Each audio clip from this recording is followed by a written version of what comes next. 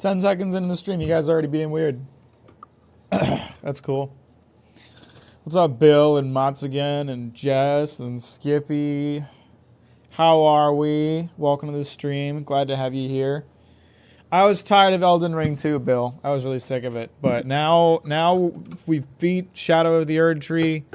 It's done. It's over. We're never playing Elden Ring again.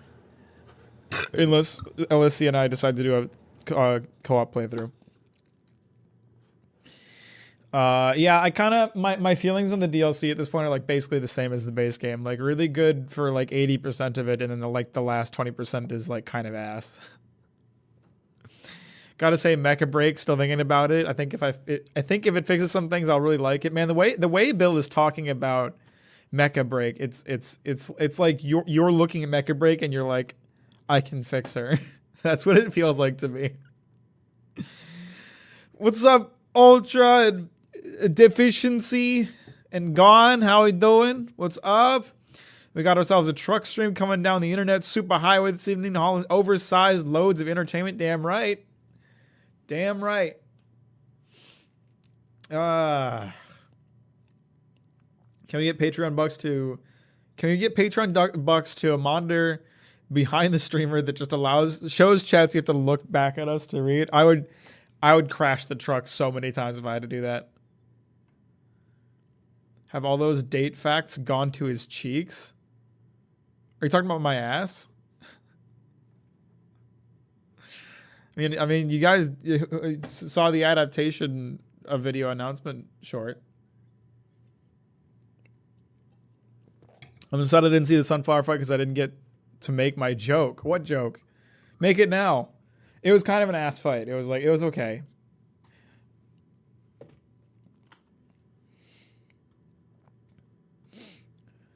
The issue is that what Bill actually wants is Armored Core 6 PvP.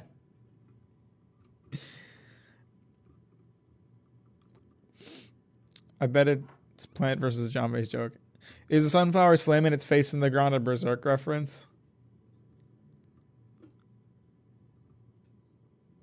I'm trying to figure out what you're referring to.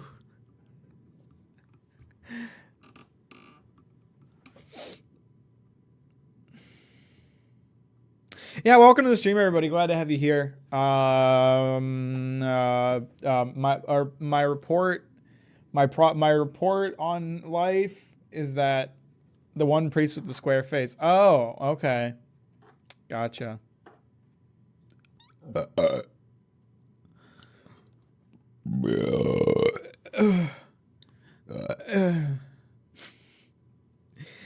I've been making really good progress the past few days on video stuff. I'm fucking banging out video crap.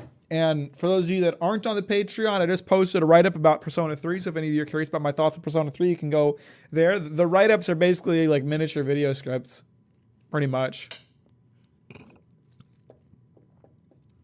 What's up, Beanie? How you doing? Welcome to the stream. Thanks for liking it on the way in. I appreciate that. Gonna wake the cat if you keep belching. She's awake. She's not sleeping. She's just got her head down. Muma, you're awake, right? See? She's awake. Sorry to bother you. You can go back to what you were doing. What's up, Sluice Master? How you doing? Welcome to the stream. Glad to have you here. What's the next video about? Join the Patreon and you can find out. It's gonna be my answer from now on. Gotta pump up those Patreon numbers. Gotta pump up those Patreon subs. That was an I'm asleep merp. I know your cat very well. She was not asleep. She was just surprised. What's up, Pillows? I'm great. How are you? I'm up here like getting ready to truck. I'm launching American Truck Sim right now. Right now I'm launching it. How long has it been since an American Truck Sim DLC came out? I think it's been like 2-3 months. We got a good few more before another one comes out. They did just do a UI update though. I know that. So we're gonna get to see like live reaction to the new American Truck Sim UI. This looks exactly the same. That did not look any different. I thought the main menu changed. What the fuck was that? That was the same menu. Instead of playing anything new, I've been replaying Dark Souls 3 whole times. Hey, that's a good use of time. Is the next video 3 hours rating comments on the Demon Slayer video? That's a good idea for a video. I should do that. Started Lies of P, but I started playing it. I stopped playing it to replay Dark Souls 3. Okay. All right, where should I start my truck today? Why don't we start in like the middle of Texas? We'll go to Junction, Texas. Dark Souls 3 is a banger. You're definitely like you're not hurting yourself by doing that. That's for sure. I could take this thing all the way to Nebraska. A mobile barrier. Looks like a pain in the ass to haul. Crude oil. Cables all the way to Nebraska. See, this seems like a good load. I could get behind this. That's a really long trip. It's worth a lot of money. All right, let's do it. This is Berserk of Truck Games. What's up, Morgan? How you doing? Welcome to the stream. Thanks for liking on the way in. I appreciate that. Don't mind that. The game's just lagging. Do you think we should get a Dark Souls 2 remake? No. No. No. Put effort into a game that's actually worth having remade. For the love of God. What's this game about? You'll figure it out. You'll catch on. It's pretty simple.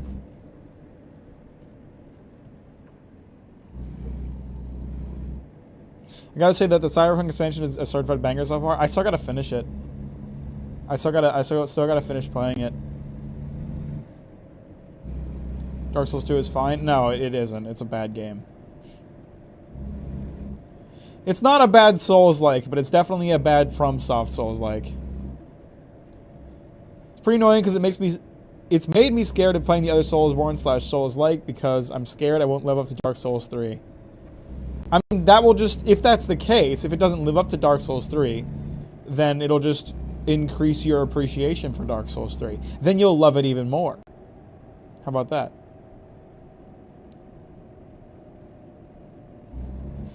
Can we get some red text in the mirror that says, if you can read this, I'm working on the next video. Shut up.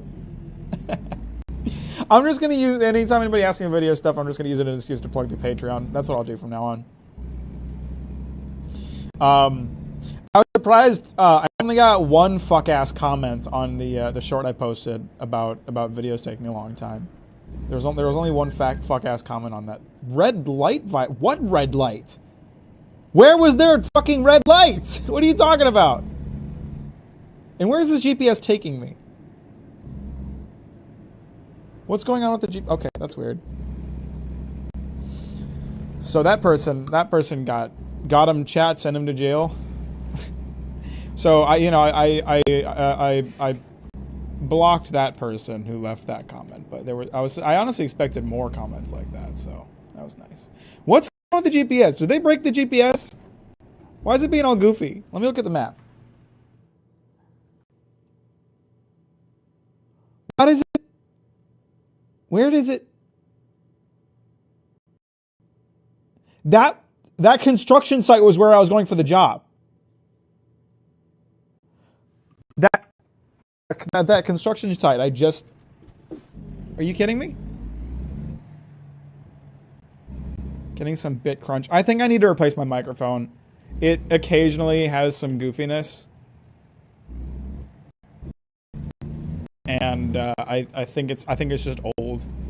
I think it's old and it needs to be replaced. I'll pull up the stream so I can hear it just to be sure, but I'm pretty sure that's it. I'm pretty sure it's just my microphone being old and needing to be replaced. Pretty sure that's it. I'm pretty sure it's just my microphone being old and needing to be replaced. Whoa, wait, what the fuck is happening to the video? What the fuck? Hang on. It's not the connection. It's not a connection problem. I haven't dropped any frames. Replaced. I think it's just old. I think it's old and it needs to be... What the fuck? I thought you were talking about the audio. I didn't think you meant the video. What's going on here?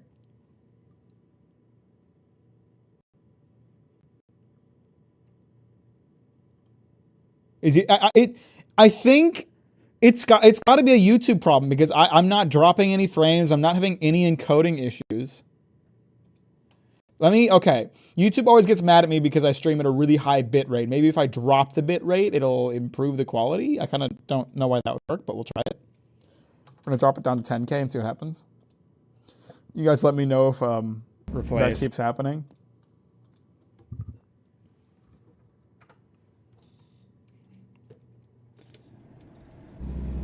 Dark Souls 2 is the only one that game I need to use real-life tactics when it comes to crowd control. Yeah, it's not fun, though. The gank fight after gank fight after gank fight isn't fun. It sucks. It isn't fun. You can give me whatever defense for it you want. It isn't fun. And all I care about is that it's fun. What's up, Humbug? How you doing? Welcome to the stream. Thanks for liking on the way in. I appreciate that. FYI, Humbug, we may be having some technical issues. I found it fun, though, lol. Well, you're wrong, and my opinion is better than yours.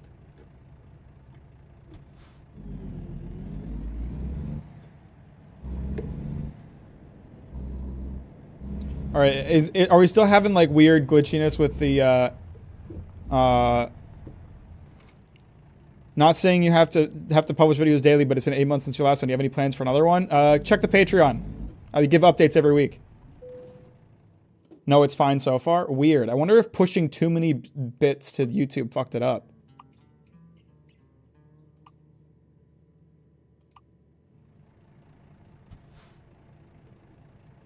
Where am I picking this up? Is it...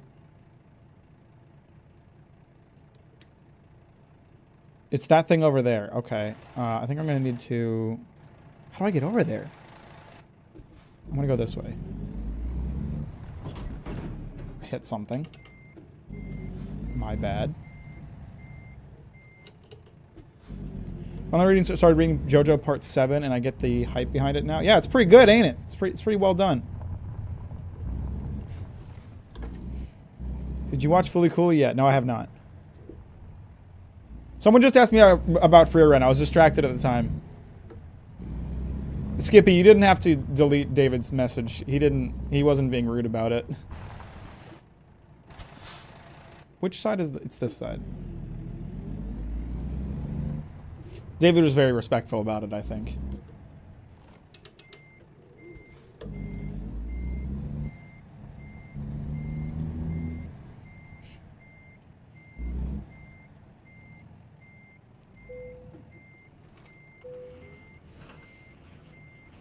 I can't bet you can't drift with this thing.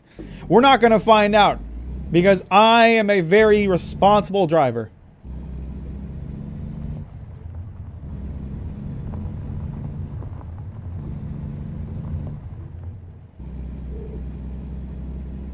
All right, now we're trucking. Now we got some oils we're taking all the way to Nebraska.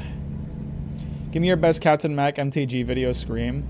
Oh Christ! You want me to do that at the top of the stream? You know, screaming like that gives me a headache. Okay.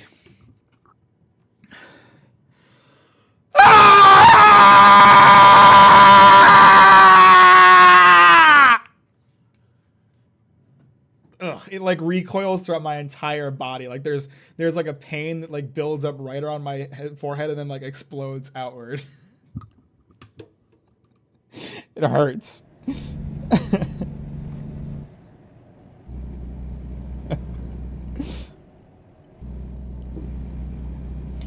In before wellness check. The guy in the video did it better, but that was a good impression. Well, thanks. Do you not have roommates? No, I live by myself. Just me and Luna. Just me and the cat back there. Thanks for the $2 for the headache, Mods again. That's very kind. I appreciate that. How responsible can be when the industry is about to be replaced with self-driving trucks?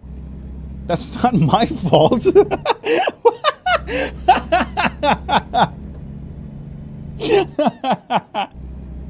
Bro walked up to a truck stop and was like, how responsible of a driver are you when something completely out of your control is happening?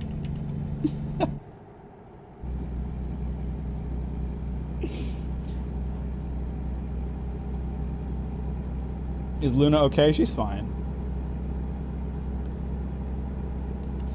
I had to do. There's a stream. No, not a stream. There's a joke in the Starfield video where I had to do a very similar. Shit. This is my exit. Good driver never mixes his exit. Let's go.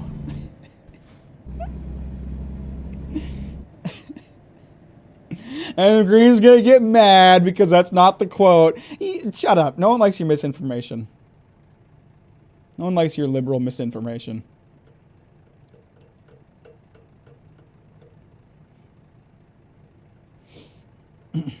Matt, can you answer for the self-driving tech companies replacing American jobs?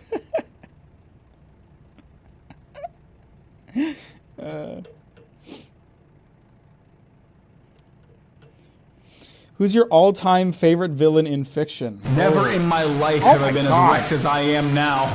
Jesus Christ, though. You're really going to hit me with the erection resub on Twitch? It scared the shit out of me.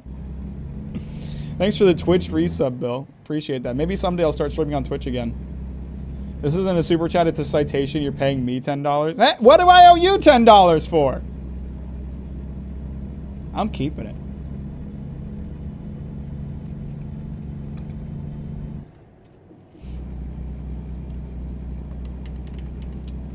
Matt, can you defend China? Not any particular part, all of China for the last 5,000 years. All I'm saying is that when China counted Taiwan and Hong Kong's Olympic gold medals as their own, I think that was fair. You know, that makes sense. Matt, who's your favorite villain in all of fiction? You got distracted. Well, it's partly that I got distracted, but also because I don't know if I have an answer. I'm kind of thinking about it. Why does it say minus 10 on my bank account? Shit, I did it wrong. I'm keeping it. I ain't refunding it. That's mine now. I don't know. Who are some really strong villains?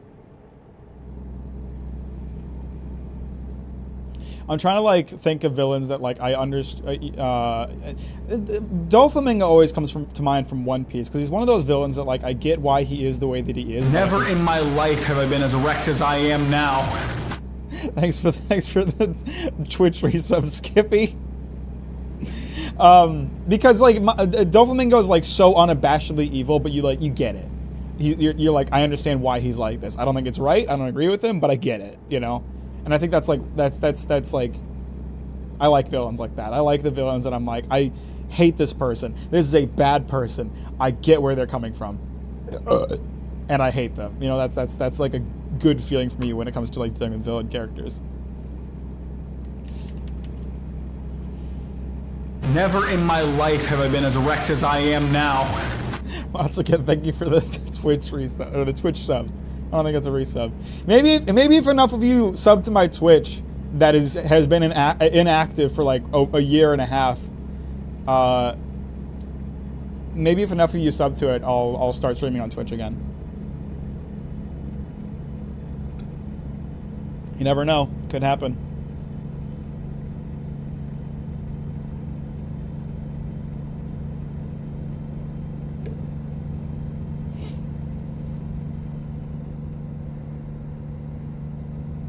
I'm thinking about more villains. Oh, no. You know what? All-time favorite? Lieutenant Tsurumi. Lieutenant Tsurumi in Golden Kamuy. I think it's like hard to get better than that. Because, he's such a piece of shit. But he's so goddamn charismatic. And, like, it's so confusing to understand his motivations. But, like, that's part of his charm where it's like, what are his goals? Is he just an asshole? And he's such an interesting character. Is he a muscle man as well? No, Tsurumi's actually quite lean.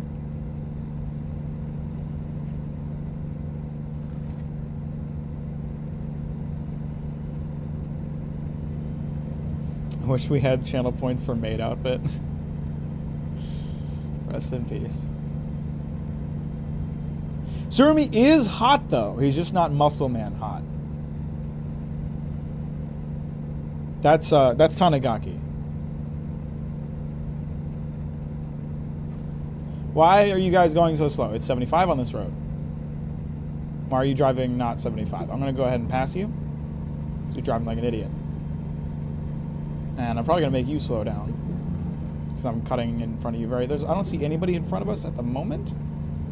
Can't see too well, though, so there could be someone coming up over this hill. I think I just got lucky. Okay, now the speed limit went down, so I'm going to get in trouble if I don't merge soon and then slow down drastically. Oh, shit. Speed limit's going down again. I just did a bunch of passing only for the speed limit to dive. I love when that happens.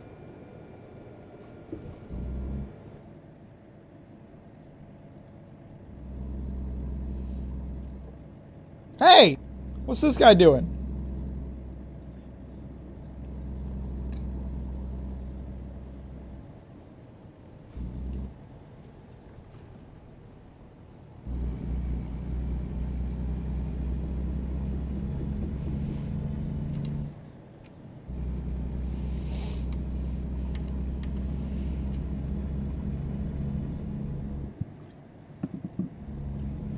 So what's everyone been up to today?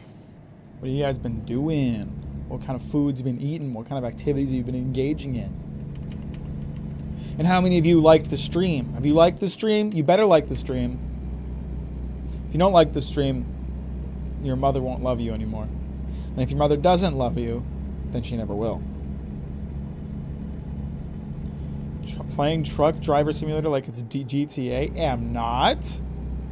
If I was playing American Truck Sim like GTA, then I wouldn't play American Truck Sim.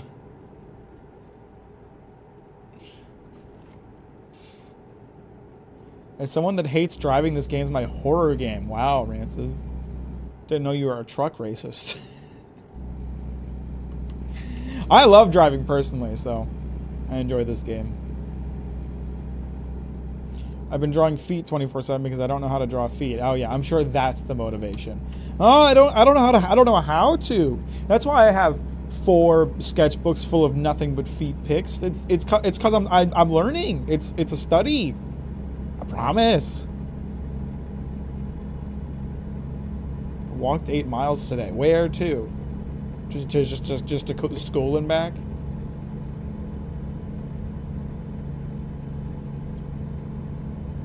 I also dislike driving. I didn't know we had so many racists in the chat.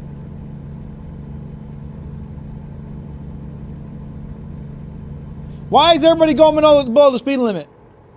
I'm not even at the speed limit yet. I'm working my way up to 70. Why are you braking so suddenly? Where are you turning? Nowhere. You were just merging. Why did you brake? There was no one in front of you. You had no reason to brake.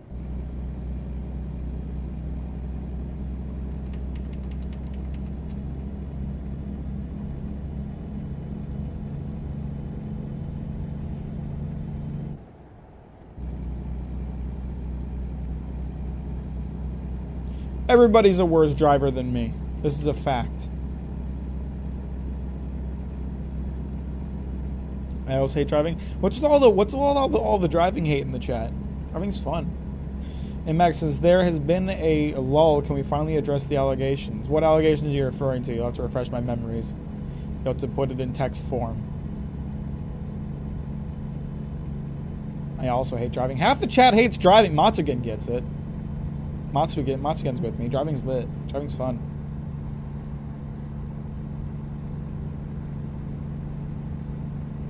I think the only part of driving that I dislike is owning a car. Because owning a car sucks. But driving one is fun.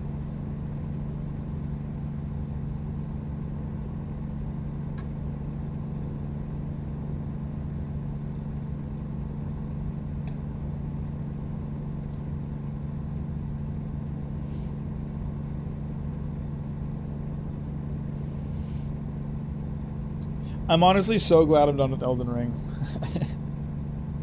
And it's a bad thing that the game made me feel that way. Can you address the allegations you purposely delay uploads to show your Patreon? That's true.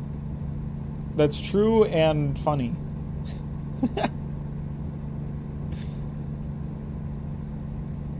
My entire day has been me wanting to listen to albums I haven't heard yet, but playing Dark Souls 3 instead. Just listen to the Dark Souls 3 OST over and over. I prefer it if my life weren't actively inconvenienced if I didn't have a car. I mean, that's just true for all Americans, and it's definitely a problem.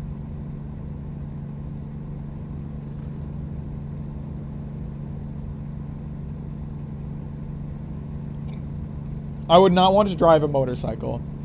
If for no other like, there's the safety aspect of it that sucks, but the aspect of it that I think would make me want to do it the least, that's a fucking throw up, is just that it looks really uncomfortable.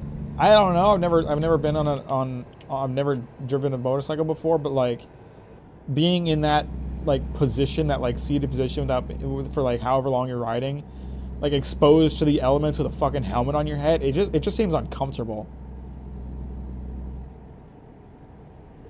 I like driving, I like cranking up the tunes, kind of sitting back in my seat, one hand on the wheel, the other hand on my cock, just relaxing and driving, you know? That's what I'm about.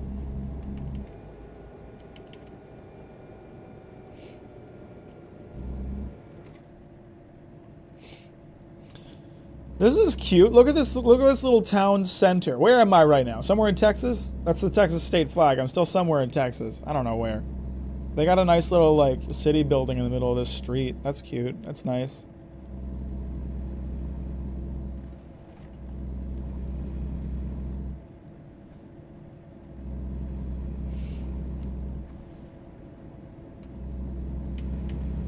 Veering dangerously into the next lane over while talking about the safety hazards of motorbikes is wild. What what are you talking about? There was no one next to me. I looked in my blind spots. Those streets are horrendous in that small town.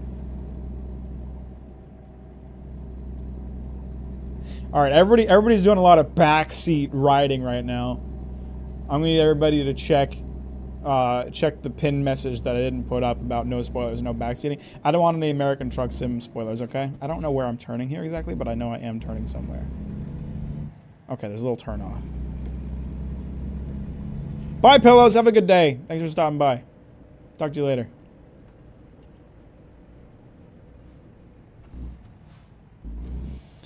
All right, I'm going to look both ways, chat. You bunch of pussies. You bunch of cowards. This is a Texas-ass intersection. I don't know what you would call this right now. A junction, something like that. These motherfuckers love their asphalt.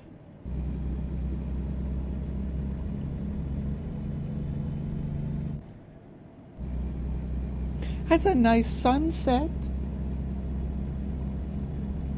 I feel like I die on a motorcycle, I'm more likely to be the one dying than taking someone else out. I've seen like enough videos of people in cars just like blatantly ignoring motorcyclists and just ramming straight into them to ever want to be on one. I'm just like, yeah, people are really stupid, and above a certain age they should have to retake a driver's list every 5 years or so, but so, you know, I'm good.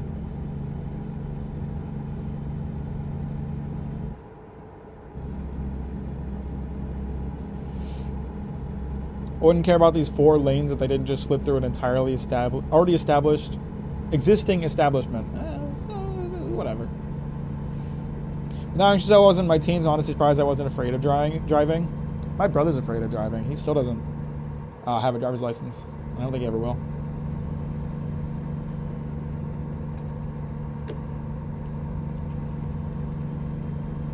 Uh-oh, there's a cop there. Oh, I gotta turn my lights. Okay, I almost got a ticket for not having my lights on. Got it just in time. Let's go. Good driver guy. That's me.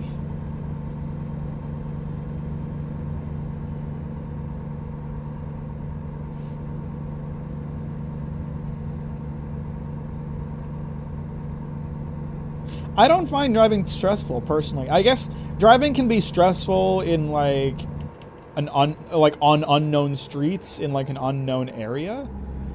If I'm driving around Portland, I get kind of stressed out because like there's a lot of really narrow streets that are always super busy and I don't know them that well. But generally, I find driving very relaxing. I'm like when I get off work, I'm like getting in my car and driving is like my first bit of relaxation, my first bit of decompression. Mac, why you only do truck streams when it's 1:30 a.m.? Why you only be awake for truck streams when it's 1:30 a.m.? Did you ever think about that? Who's really in the wrong here? My parents always told me how much they crashed cars, so I was afraid until I was forced to learn for college. I've loved driving ever since, but yeah, people are crazy, including me. My mom got in like a pretty bad accident when she was a teenager, and I think it's just made her like permanently like super paranoid whenever she's in a vehicle. Like she just like gets so freaked out by what I would consider to be really minor things. Like you'll get a little bit too close to the car in front of you, and she like flails her arms out and like reaches for something to grab onto. It's like some PTSD shit. And I'm like, Mom, there's still like a full car length in front of us. We're fine.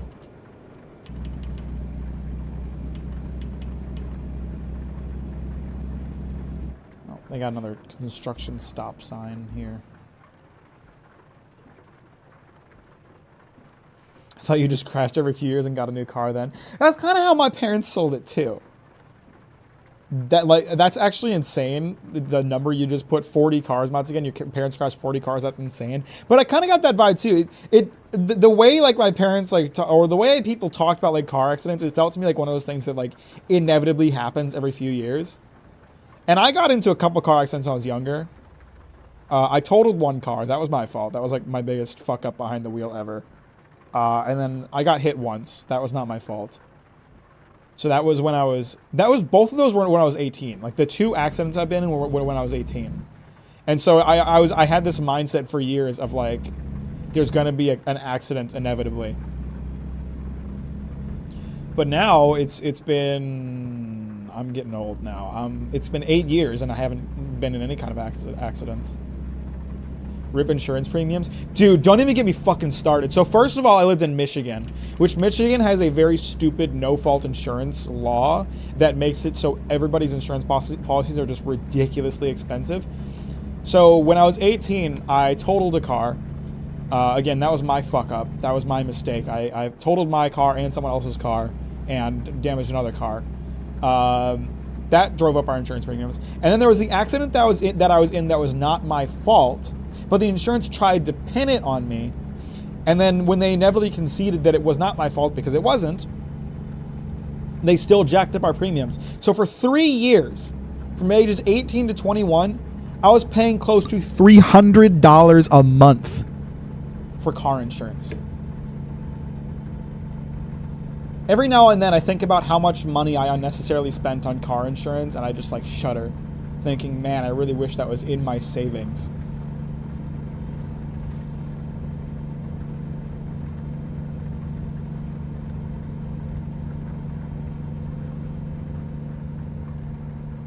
Paid that much when I owned a Lexus. I paid that much when I owned a 1999 Toyota Avalon. The same car I'm driving now that I pay about $50 a month for insurance for. My Michigan premium paying hard eggs at this. It sucks. Michigan sucks for car insurance. It's the worst. The average length of... Hang on, I gotta look at the road. The average... Shit, where's that message? I keep losing it. The average length a person owning a car is 7 years. All right, I'm on 8 years on my current car. How much longer we got? Honestly, like I'm less afraid of losing that vehicle to an accident than I am to it just not working one day. Because it is old. It is an old vehicle at this point. And you can hear it. It really does suck for that one thing. Don't give me that it really does suck for that one thing. Excuse me. Michigan sucks for a mountain of reasons. Don't try to excuse yourself by being like, oh yeah, Michigan does suck for the insurance policies in particular. No! Michigan sucks in general, man. It's cold, flat, and boring. Fuck Michigan. I'm not. All right, screw you, cop.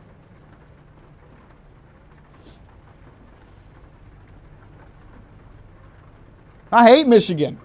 I don't miss it at all. Ever since I moved, there's not been one time that I have missed it. Not a single time have I been like, man, I miss Michigan right now. Not once. 3 years have been gone. Not one time have I missed Michigan.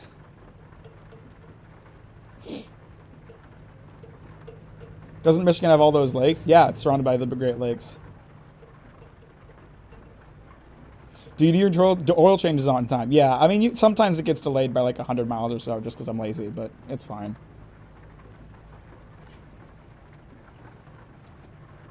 It's not that big of a deal.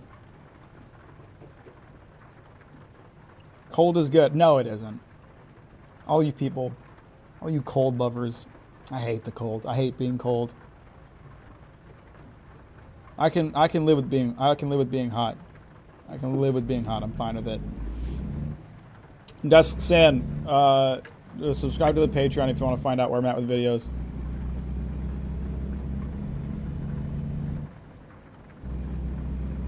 The new Deadpool and Wolverine movie, it's okay for the most part. I heard people liked it. I haven't watched it myself yet. I might watch it. I don't know. Cold is great. It's so easy. Hot is great. It's so easy. I hate being cold. It's like the most miserable experience ever.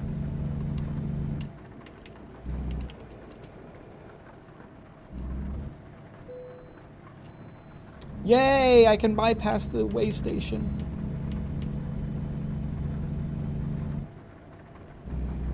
I live in New York, but it's so goddamn expensive. Cold is S tier. No, it's not! Hot is not worse. You guys are just wrong about this. I would rather have non-stop back-to-back 100-degree days than suffer a single day below 40 degrees. I hate being cold. I hate it, I hate it, I hate it.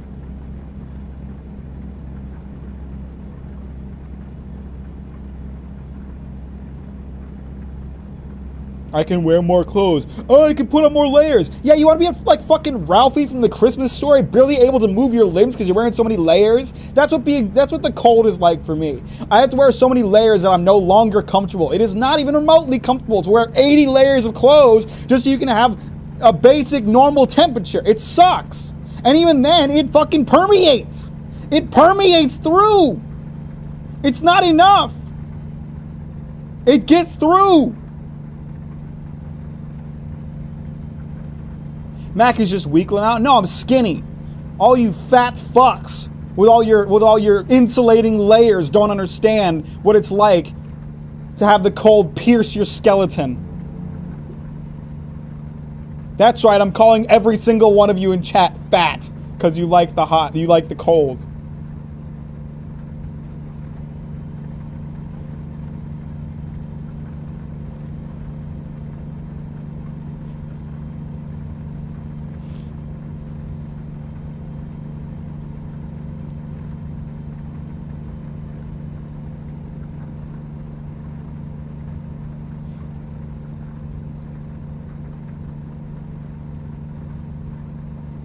The plants survive the cold here. The heat is literally killing plants here. Just because it's true, you need to say it. Alright, well your plants are weak, okay? Your plants are weak. There's plenty of hot surviving plants. Y'all ever hung out in a desert? Y'all ever seen a cactus? I think you don't give a shit how hot it gets.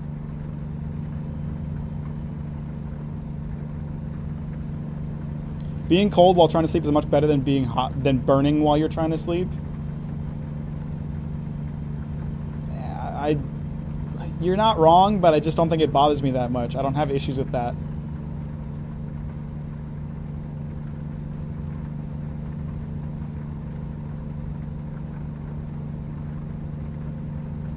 Captain Mack endorses global warming. Why is everybody driving so slow? Why? Every single one. They're all going below the speed limit. It's you guys, isn't it? You guys are driving the trucks. Chad is driving the trucks. It's the only way you guys can be, like, because they're so wrong about everything by driving this way. It's got to be you guys. It's the only explanation. God, I'm cutting these motherfuckers off. I'm cutting these NPCs off like nobody's business. It's Texas. People freak out when it's raining. Well, Texas is pathetic. Texas is very sad. I've seen the images. I saw it like last winter, or a couple winters ago when there was like a quarter of an inch of snow. You could see through the snow. It was practically already melted, and there was like a 5-car pileup. Like, what is wrong with you, Texas?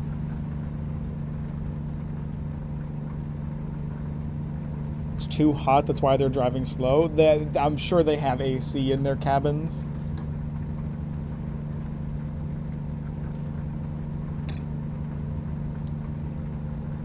Would you rather freeze to death or burn alive? Burn alive! Burn alive! Is that even a question? You burn alive, it takes like 10 seconds and you're dead. Okay? Freeze to death, that's an elongated process. Your dumbass has to get hypothermia. Your dumbass has to get fucking pneumonia first. You have to shiver and then start to feel hot and comfortable because your brain is tricking you. It's a miserable way to die.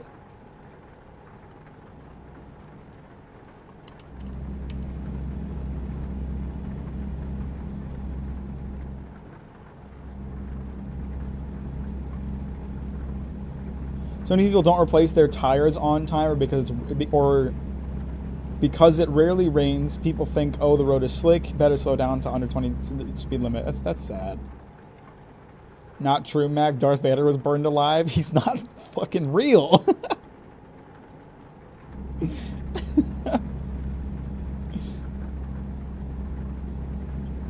No falling asleep if you burn to death because you're dead. It's done. It's over. You don't have to like deal with that pain anymore. It's over. It's done. Consider though they might be able to unfreeze you Scooby-Doo caveman style. All right, you're choosing the freeze to death on the off chance that you have the Steve Rogers experience.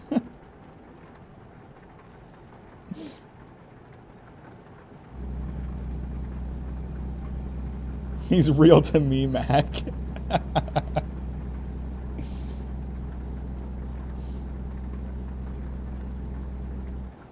Also, your body stays looking cute. Okay, that is pretty important. That is pretty important.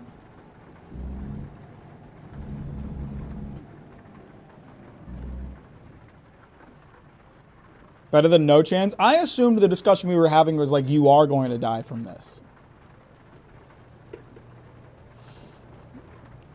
What if you get burnt to death from spicy Taco Bell farts? Then at least I had a good meal beforehand.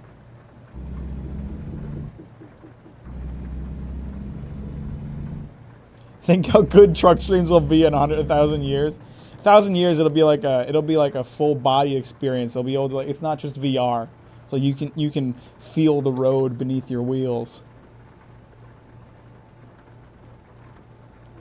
I agreed with Mac, but then he called me fat, so I changed my mind. The truth hurts. I know. The SAO of truck sims, you get stuck in the truck sim. You get stuck in the truck simulator until you complete 1,000 deliveries. What's up, Noel? How you doing? Welcome to the stream. Thanks for liking it on the way in. I appreciate that. Are we pirates, but instead of a ship, it's a truck, and Chad is the crew, and Mac is the captain? It's literally like I'm sitting up front driving. You're all in the trailer of the truck, like bouncing around with every bump in the road, and screaming at me. That's what it feels like, at least.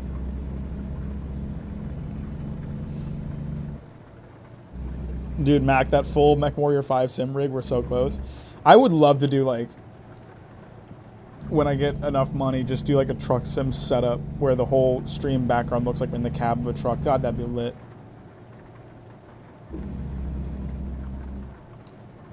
I don't even care how many of you join the Patreon to pay for videos. You're secret. You don't realize it, but you're paying for the fake truck cab.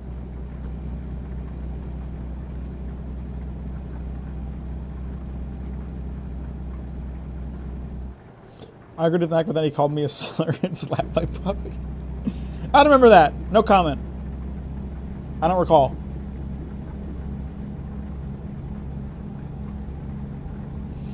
The people who buy truck cabs and NASCAR chassis, the sim in the market is there. Oh, I know. I know I could do it.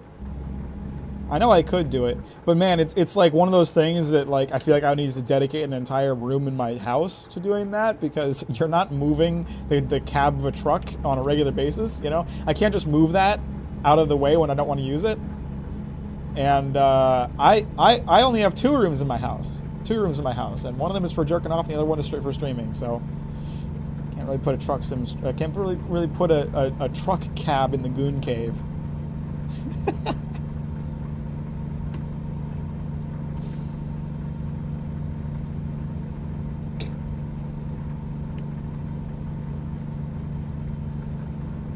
If I ever win the lottery, I'm buying you an actual truck. If I ever win the lottery, I'm going to quit streaming and just become a trucker. I win the lottery, I choose a more demanding job, a more demanding lifestyle.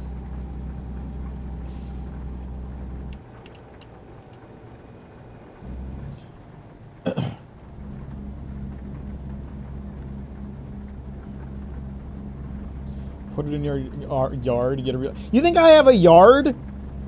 I have 2 rooms in my apartment. You think I have a yard? I'm apartment living, baby. I don't even have a floor. I don't even have ground outside my apartment. I'm on the 3rd floor. I got air. I got air outside. Get a yard. I don't know why all these homeless people don't just buy houses.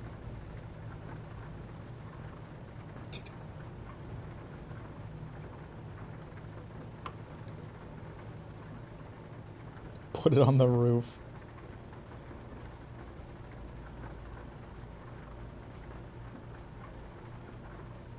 Glitch it through the wall.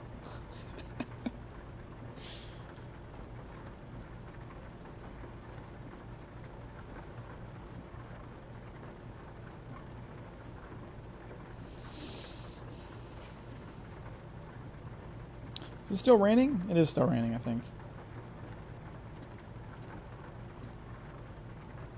Oh yeah, it's still raining. It's raining lightly.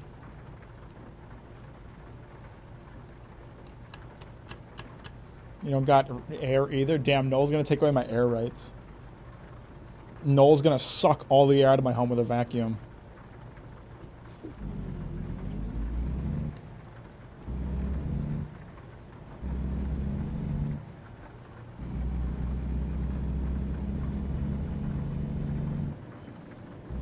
Driving around and put on some ambient music. What, you want music? The screeching sound of my voice isn't enough for you? That's not relaxing for you? Is that what's going on? I don't understand what the problem is. Oh, you boys gotta take a nap at the next nap location. Let me lull you to sleep with the sounds of my voice and then scream in your ear an hour later.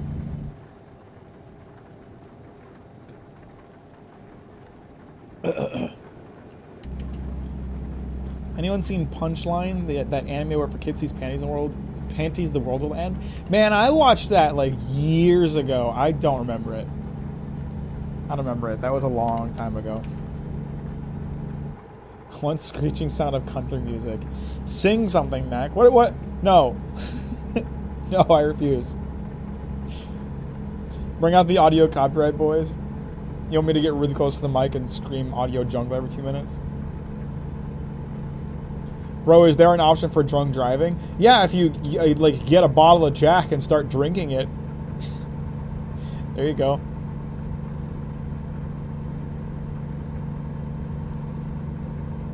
I love that joke. Thank you, Matsugan. I thought it was pretty funny.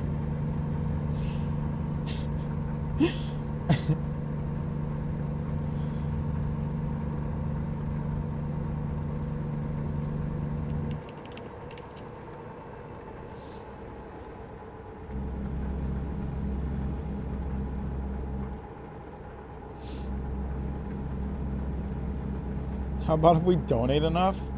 What, to get me to sing? It's not gonna happen.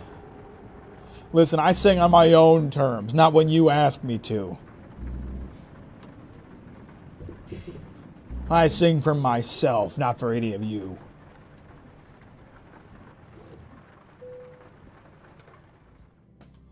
I think that truck needs a little service. There we go. What if I subscribe to the Patreon? If you subscribe to the Patreon, you get weekly updates on where videos are at, behind the scenes, live streams, written reviews. You get your name shouted out in videos or a doodle in the video, depending on what tier you subscribe at. You get a lot of stuff if you subscribe to the Patreon. Mac needs to get 300 sim tier patrons before he sings on stream. Yeah, if you get me the 300 sim tier patrons, I'll do a Twitch sings stream, even though I think Twitch sings is dead. You make videos? The stream is a video. It's a video art form. I have to go. Hope you grow as a creator and do well. I really enjoy your videos about manga. Good luck, man. Appreciate you, Noel. Thank you so much. Have a great day, and thanks for hanging out.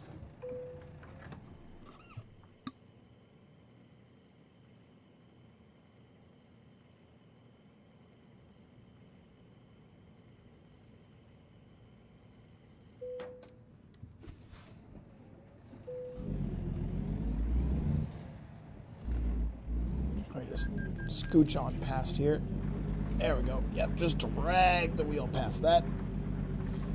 Almost there.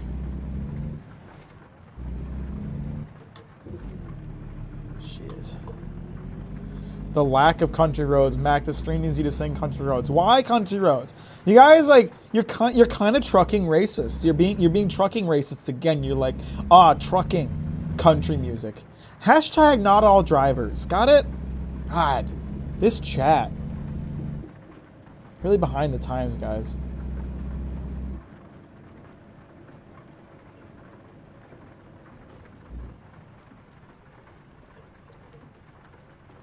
It's 3 a.m. here with man YouTube. Okay, sleep well or whatever you're gonna do.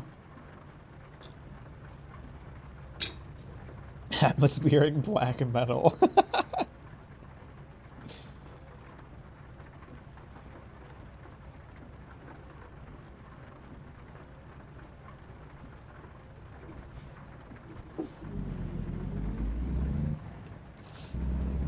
You just turned from dusk till dawn. You just trucked from dusk till dawn. Ooh, that's legal truck, Mac. No, I just slept.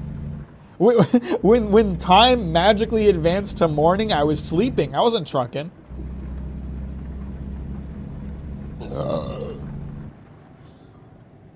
That was not trucking.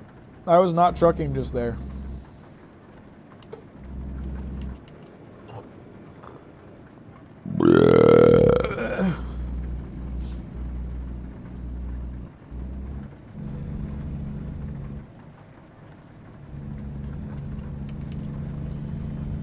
Is that a Tesla driver?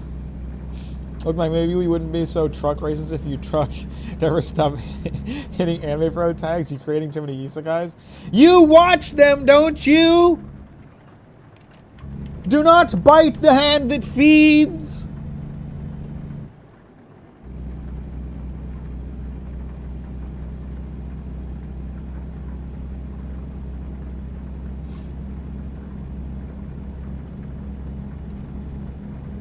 How far away are we? 10 more hours, 600 miles.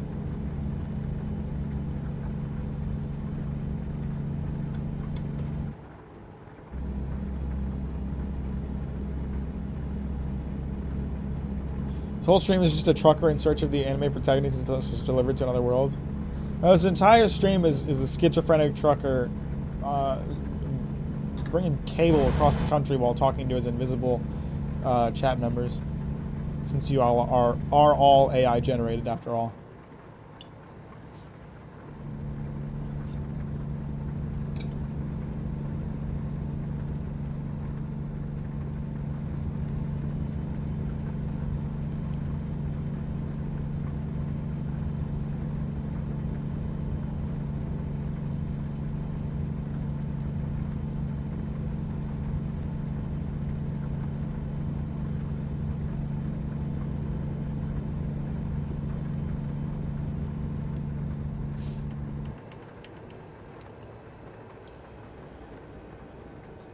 Am I still in Texas? Probably. Texas is big. Texas is one of those big places. Where am I right now? Oh, no. I just crossed the border. Just crossed the border. I'm in New Mexico now. Mac, if they add Oregon, how much would it cost to dock yourself in the video game? Well, they already have Oregon. Oregon's already in the game. I think Oregon is one of the first ones they added. And I have driven through my town in the past, in other streams.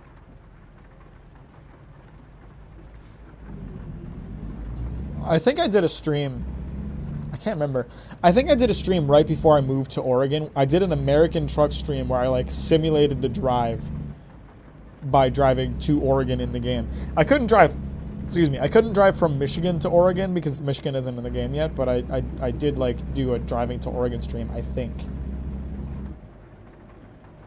We'll practice run for the real thing, you know?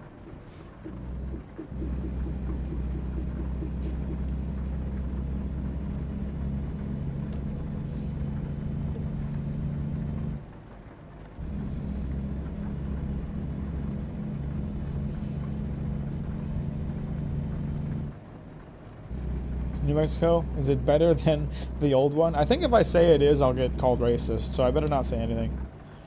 All I will say is Breaking Bad. If they add New York, I'll send you my address and you can dox me. Let's go. Skippy doxing stream. I mean, they're gonna add, if they keep adding states, they will add New York eventually. It'll probably just be like 8 years from now because they release a new state every like 6 months.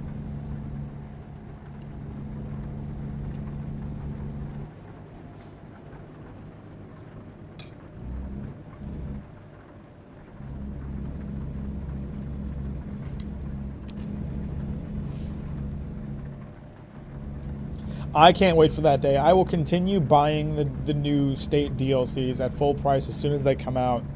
If it means that, you know, giving them enough support, we will eventually be able to cross the entire United States. I want that so bad. I want to do a truck stream where I can do the whole country. Maine is probably going to be the last one to be added. Probably. Probably. They started, so what they were doing for the longest time was they were going like north and south, north and south. Like doing like lines up and down, but then they got to like the middle of the country and they're kind of like, they're going a little bit east and a little bit north at the same time because they're like, this part of the country is basically the same the entire way through, and like we're gonna have like 4 states that are all exactly the same if we don't switch it up. So has Idaho been added? Yes, Idaho is in here. How much do they cost? It depends on the state. It varies based on the size of the state. Texas is like $13, I think, but other ones are like $8.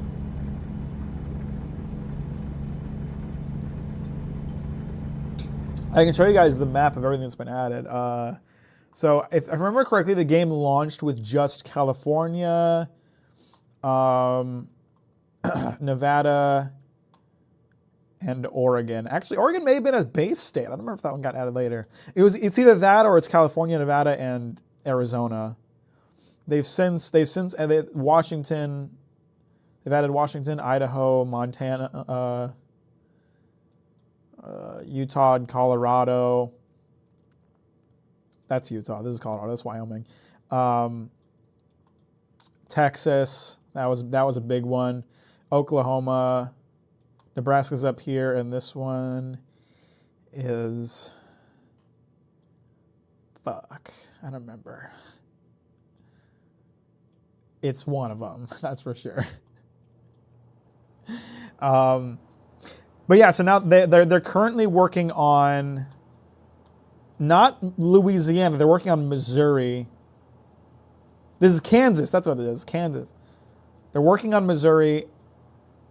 I forget which ones they're working on right now. I want to say it'd be South Dakota, but I'm actually not sure.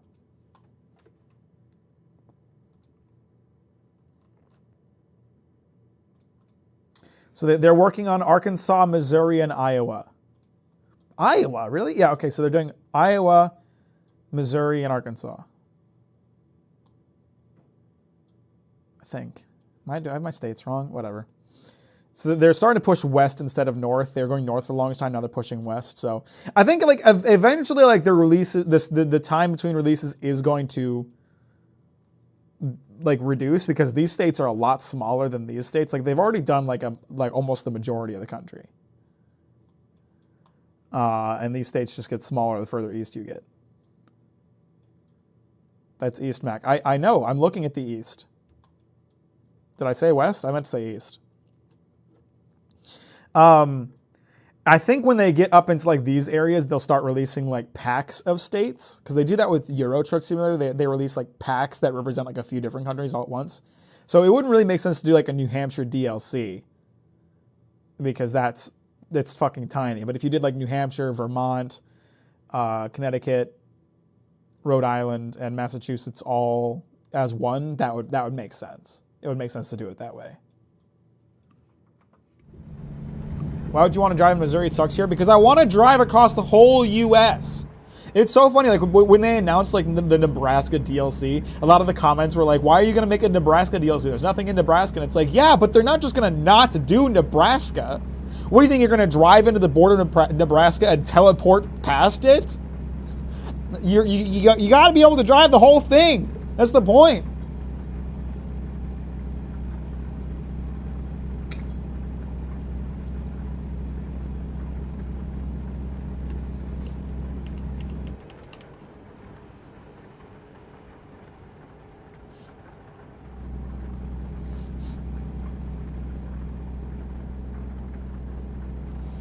Imagine paying $8 for Rhode Island. Yes, so I imagine like Rhode Island will probably be bumped to something else because Rhode Island is nothing. They could practically do Rhode Island just like a free update. They should give New Jersey away for free because of how fucking awful that state is to drive in. They do it as a punishment. It's like, congratulations, New Jersey's in the game. It's a required update. You can't play the game without it.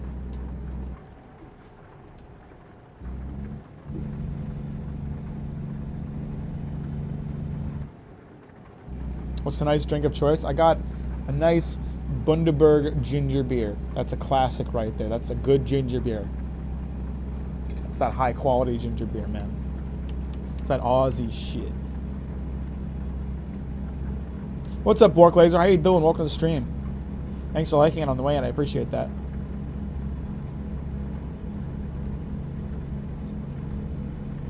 And I have a slice of red velvet cake in the refrigerator that I am super excited to eat. Oh, I want it. Oh, I want it. I want that red velvet. All right, I'm gonna try. All right, we haven't had any problems with the stream, I don't think. I'm gonna try jacking the bitrate back up, just to 15K. You guys let me know if anything is weird. Try that. Cause like I originally jacked up. I started jacking up the bit rate around the time I was playing Armored Core because I would watch back on the VODs and be like, holy shit, it just melts anytime I'm moving at all. Because the game is so fast paced. And I really noticed the improvement during Elden Ring in particular, like the quality of the VODs went up a lot thanks to the bitrate increase. So I'd like to keep streaming at that high bitrate, but if YouTube's gonna start fucking with my stream as a result, then that's not good. Can't have that.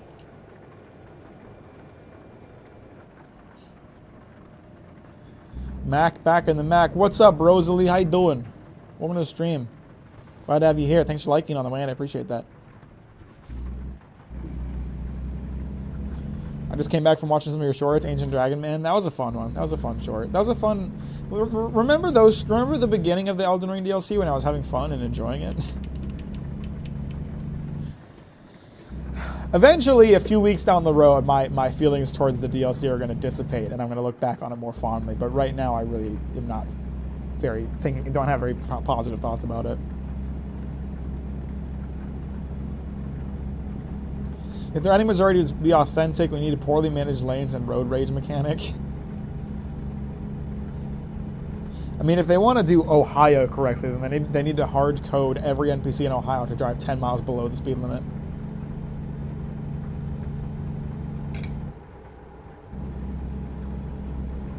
I'm drinking a nice, refreshing, locally brewed root beer myself. Man, a nice local root beer is pretty lit. It's hard to go wrong with root beer. Pretty much all root beer is good, but like a nice, authentic one, that's quite good.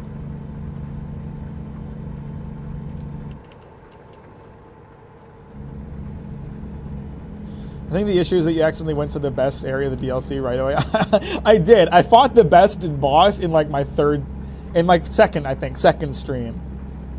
I fought Byler in like the second stream, and then it was just like all downhill from there.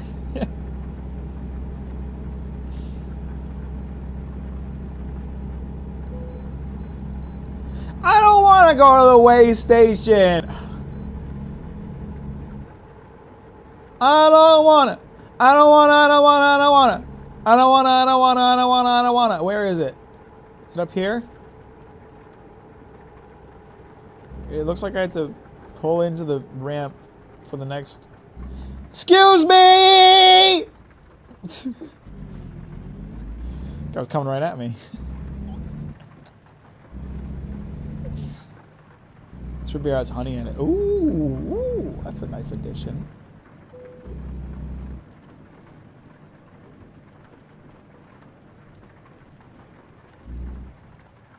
Authentic Florida is a gator boss fight during hurricanes. Oh, it'd be cool if they could add like natural weather phenomena to American Truck Sim. Right now they just got rain. It'd be really cool if there was like genuinely like dangerous storms that you had to drive through, or hurricanes and shit.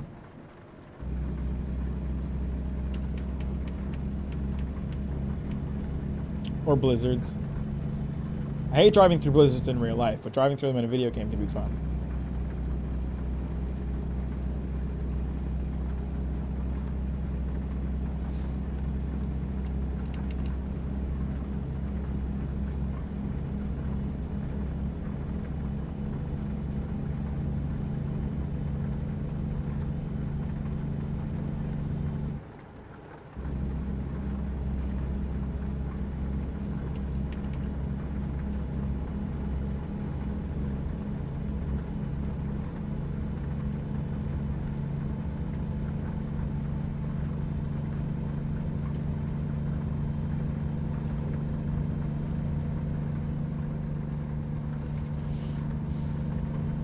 What am I doing on sleeping gas? Okay, we're good.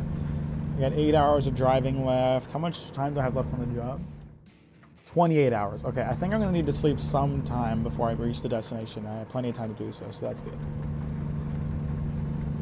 Sometimes you got to plan it to like sleep before you need to, just so you'll have enough time.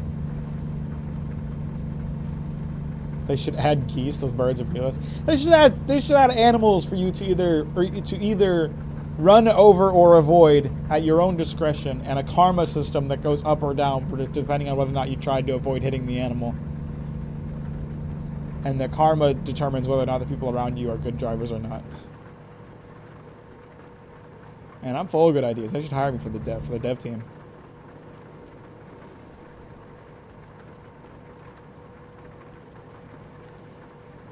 And then they should add a hell level.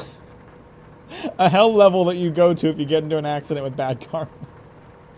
And you have to do deliveries for Satan until you get back into good karma.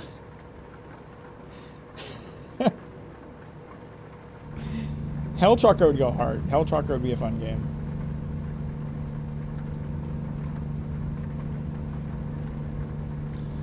I heard about how Lies of P is just as good as FromSoft games, and now that I played it a bit, I feel crazy.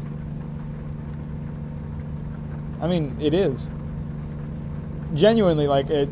Okay, you're comparing it against Dark Souls... You were the one who was talking earlier about how you don't want to play any other Souls games because you're worried they won't be as good as Dark Souls 3, right? You're comparing it against Dark Souls 3, which is like the cream of the crop.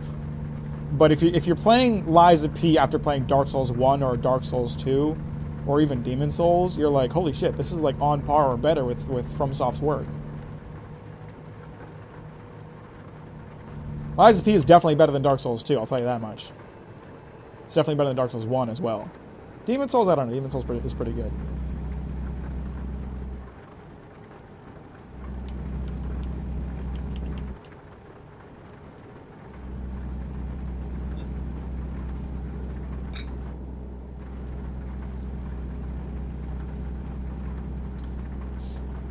I've definitely come across people over here that use roots to flavor mead, but I'm not sure if that's the same as American root beer. I don't know. I don't actually know what root beer is made out of. Roots, I guess. Not the Dark Souls 1 shit talk. I'm gonna Hulk out. Listen, you need to accept that half of that game is literally unfinished by the developer's own acknowledgement. Lost Izalith is a bad part of the game. It is not good. It's not even remotely good.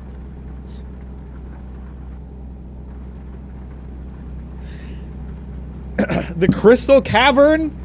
Are you kidding me? The Crystal Cavern?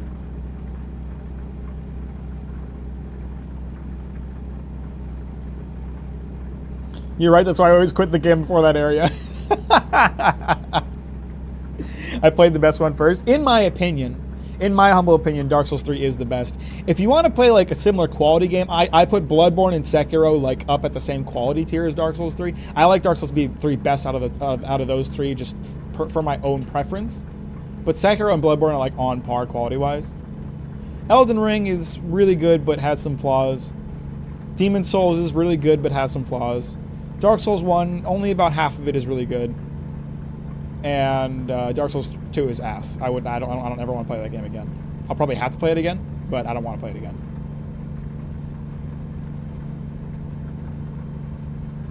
Dark Souls at its worst is still better than most games. I would disagree with that. Dark Souls 3 is the best mechanically, but as a whole package, Dark Souls 1 is a masterpiece. No, it isn't! Stop saying Dark Souls 1 is a masterpiece. Lost Islet, Crystal Cave. Those parts of the game suck and are ass. They are terrible. Yes, the first like half of that game is very good. There's an entire other half of the game that you are willfully ignoring that sucks.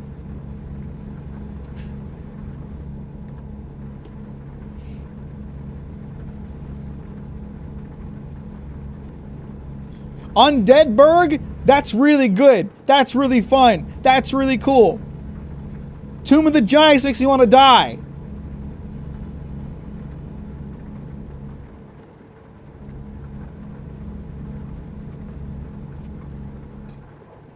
Ornstein and Smo is the best. No, it's not. Ornstein and Smo is regarded as one of the best bosses in Dark Souls 1, and it doesn't hold a candle to the bosses in the other games. It's pretty ass. If you ask me, Gwyn is a much better fight.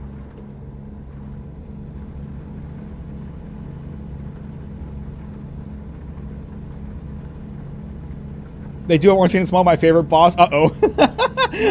I didn't see that message before I started shit talking.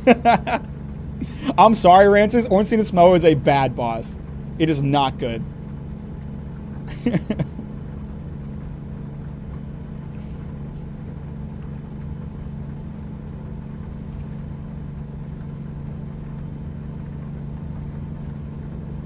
Demon Princess clears Midstain and Smug? Absolutely. Demon Princess is a way better duo fight than Ornstein and Smo. Or the two Guardian Apes. The double Guardian Ape fast from Guardian Ape fight from Sekiro.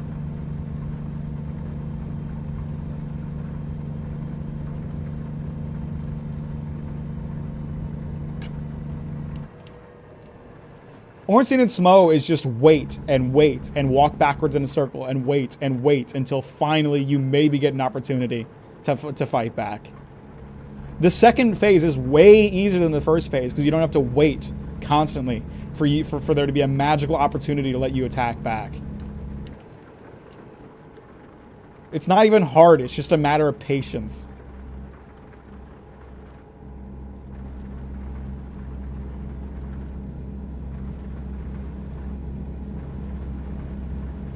One important question, does this one Mack have his cat sit next to him? No, well, she's next to me, but she's also behind me. She's the black lump right here. That's Luna.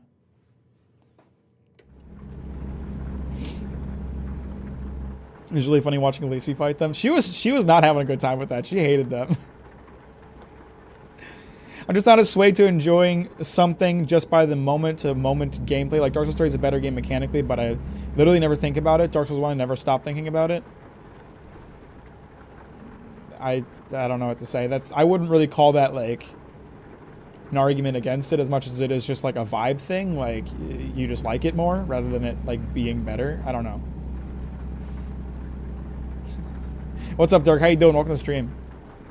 I don't like the cards for a great tree, crystal, sage, Deeds of the Ape, or High Lord Wolnir. I also don't really like the Smoldering Lake or Catacombs and Karthus. All of those are completely valid criticisms. I just think, like, for me personally, like, the low points of Dark Souls 3 are not nearly as, like, impactful as the low points of other games, in my opinion. Like, while I don't like the Curse Rotted Greatwood as a boss fight, I don't dislike it either. Meanwhile, I do dislike Ornstein and Smo. I do dislike the entirety of Dark Souls 2. You know, like, the low points of Dark Souls 3 for me are like, it's not my favorite. Whereas the low points of Dark Souls 1 or Dark Souls 2 are like, I fucking hate this.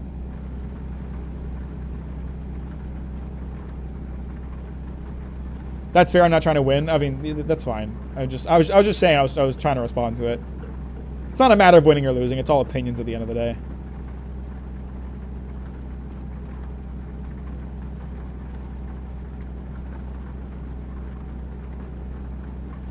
Better than double ace is like saying that stepping in dog shit is preferable to eating it. Better than double apes. Who said it was better than double apes? The double apes was a good fight.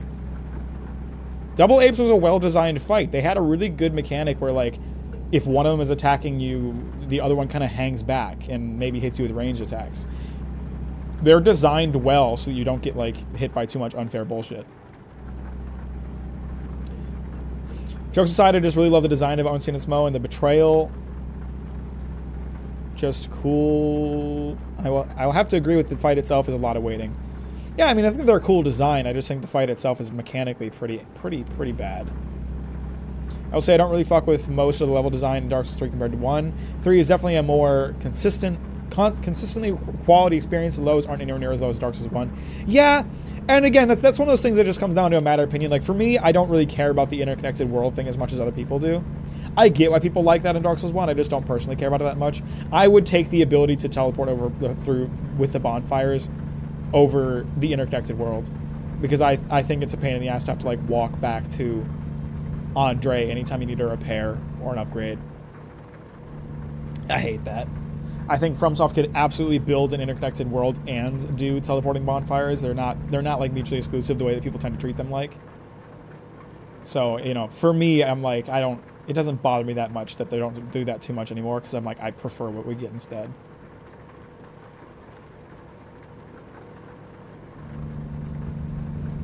I judge every Souls game, like, based on if they have a woo guy, like in Sekiro.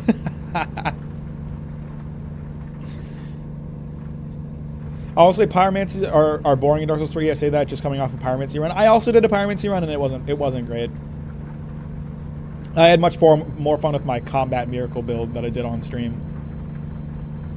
And even though I've beaten Dark Souls 3 like 8 times, I still haven't done a sorcery build. I really need to.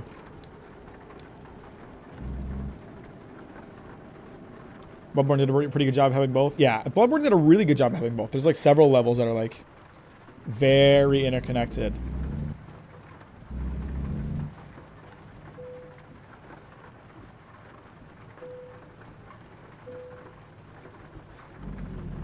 Thank you for your cooperation. Screw you! Stop asking me to pull over. I got deliveries to make. You wages wouldn't understand the struggles of a real 9-to-5 man, a real trucking man. You guys, it gets to 5 o'clock, you get to clock off, kick off. You know what happens at 5 o'clock for me? I keep driving, because we got 11-hour days on the truck. And when the day is over, I go to sleep in the truck. I don't get to go home.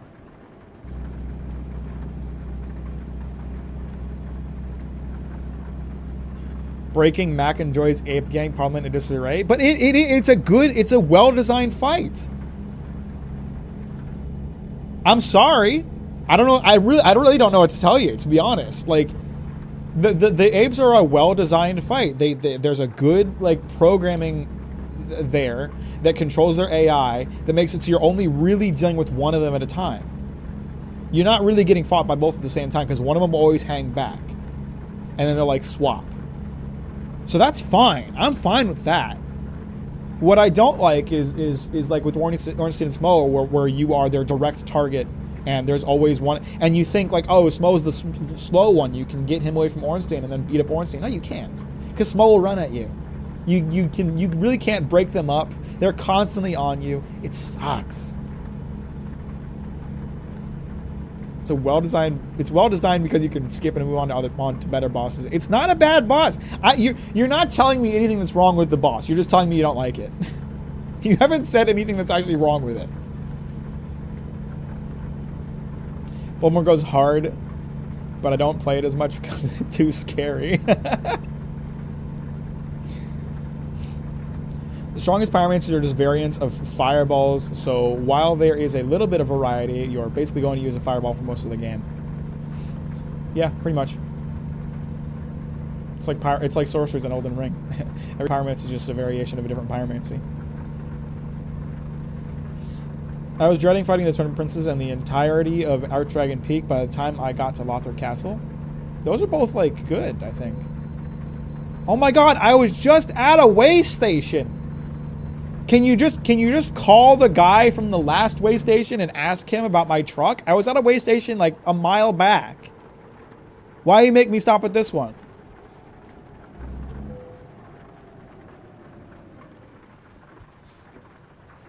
I just finished reading your Persona 3 Reload review. Other than that, some minor details you missed that might have helped better appreciate some aspects like Amada's integration. I agree with everything said. Well, okay. I can only share my experience with the game, so that's what I shared, Bork.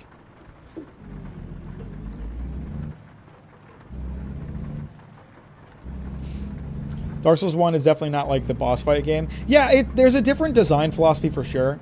Dark Souls 1, a lot of the difficulty comes from the level design rather than the enemies you're fighting. Like there's arena hazards like precarious footing or like Blight's Town where it's hard to find places to walk, or Tomb of the Giants where again like you spend the difficulty is in trying to figure out where you're allowed to walk. You know. That a lot of the difficulty in Dark Souls 1 comes from stuff like that. Whereas later games, they put more of the difficulty funds into like the combat design while taking it away from the level design stuff. So it's kind of like a different design philosophy. Like there aren't really any hard enemies in Dark Souls 1 so much as there are like enemies that are in difficult areas to fight in. Uh-oh. I have not seen Noah's video about the Souls series yet. I intend to. I like his videos. But I just haven't gotten around to it. Okay, I should be able to get around this. I just need to go here and here. Perfect. That'll take me around this.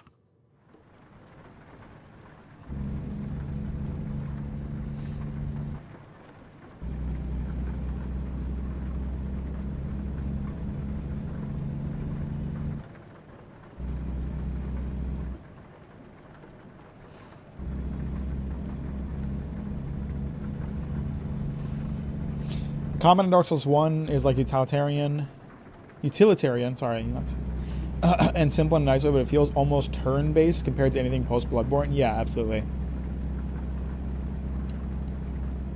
Nobody likes the boss. Nobody likes the boss. I watched 3 video DLCs, video docs on Sekiro, and also frequent its sub, and everyone agrees that the Monkey Gang is the worst boss by far. Okay, I don't know if I would say it's the best boss in Sekiro, but it's not a bad duo boss fight. Again, what you're telling me right now is conjecture. What you're telling me right now is like everybody dislikes it, and I dislike it, and it's ass. But you're not giving me an actual reason for why it's bad. You're not telling me something about it that doesn't work. Okay? That's conjecture. That's you being like, I dislike it, and that's fine. You can dislike it. And I'm not going to tell you that it's the best boss in Sekiro. There's lots of much better bosses in Sekiro. But if we look at multi-enemy boss fights, if we compare it to things like the fucking Congregation in Dark Souls 2, or Ornstein and Smough, or the Valiant Gargoyles in Elden Ring, or the Crucible Knight combo in Elden Ring, it's definitely like one of the best duo boss fights that FromSoft has designed, without a doubt. Because of the stuff that I've told you. Because of the actual reasons that I've given instead of just conjecture.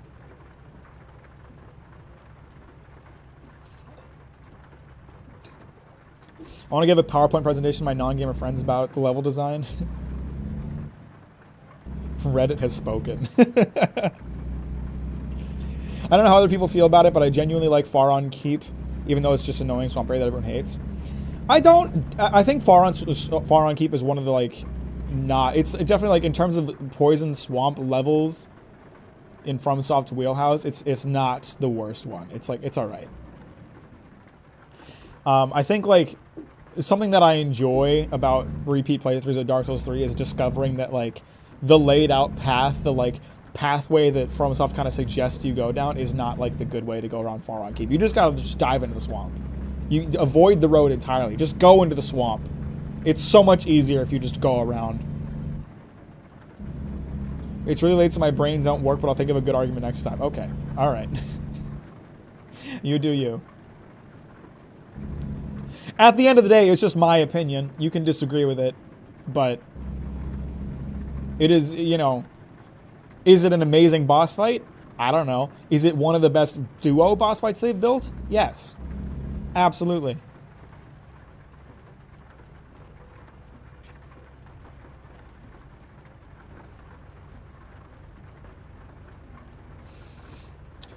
I know this is a hot take, but I like Elden Ring is probably my least favorite FromSoft. It leans into the interesting parts of both the gameplay Least favorite FromSoft games. It leans into the least interesting parts of both the gameplay and storytelling. I really like the storytelling of Elden Ring. I think the lore, which was much easier to follow because of the way that it was a little more like tied to your story. I think Elden Ring probably has one of my favorite lores from the FromSoft games, honestly.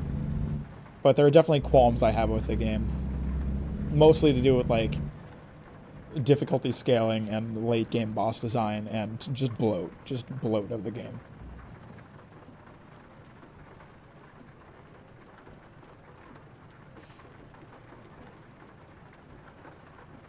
Think you know the exact combination of words that'll make Mack angry? Well, in what in response to Elden Ring?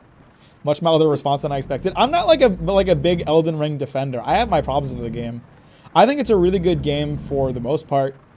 But I think it's really bloated. I think there's a lot of parts of the game that are just kind of unnecessary. I think it's too long for its own good, to the point that, you know, like, later parts of the game really suffer quality-wise. And I think a lot of boss designs are just kind of generally unfair in Elden Ring, and there's some really questionable design decisions with the way the bosses are designed.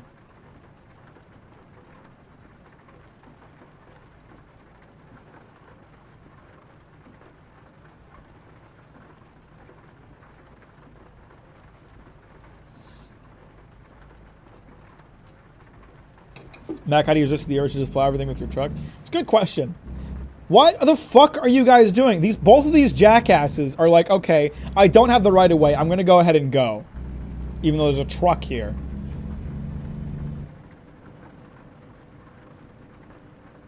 Yeah, I don't know why I don't just ram air and everything. Every time I watch other streamers play this game, it's like crash fest. But when I play this game, I'm just like vibing. Maybe I don't have the funny gene that makes me just crash into things constantly, but I just generally like just playing the game. Do the monkeys wear cool armor like my boy Arnstein? Are the monkeys thick as my boy Smo? No, then my boys are factually better. See, now that's an argument.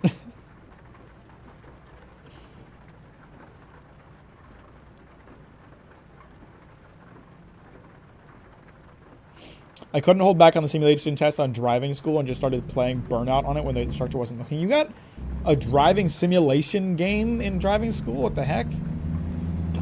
All I had was an actual car to drive. That's lame. The whole Dark Souls 3 story concept of please stop asking for more Dark Souls. The whole world is so tired that it's collapsing in on itself. And then Elden Ring has the exact same themes with proper pronouns. And the gameplay is just more anime flippy particle nonsense when the whole point of the combat system early on was how deliberate it was and more focused on not being frantic and making mistakes. I don't know how much I'd agree with all of that. I legit thought this game was supposed to be GTA Simulator where you crash into things. Nah, you're supposed to complete jobs. I don't think that Elden Ring does follow those story themes. I would disagree with that. I just think it's more the idea of like change is inevitable and where is it going to go, and you have control over that. It does hold on to that idea of like whatever's in place is old and tired and needs to be replaced, of course. But and combat wise, I think the majority of Elden Ring is designed very well combat wise. Actually, it's just like some late game bosses that have the problem that you described.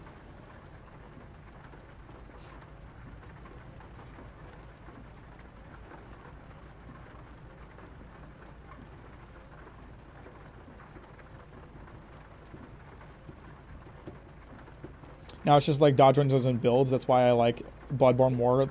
At least it leans away from RPG mechanics in favor of the action gameplay rather than trying to do both.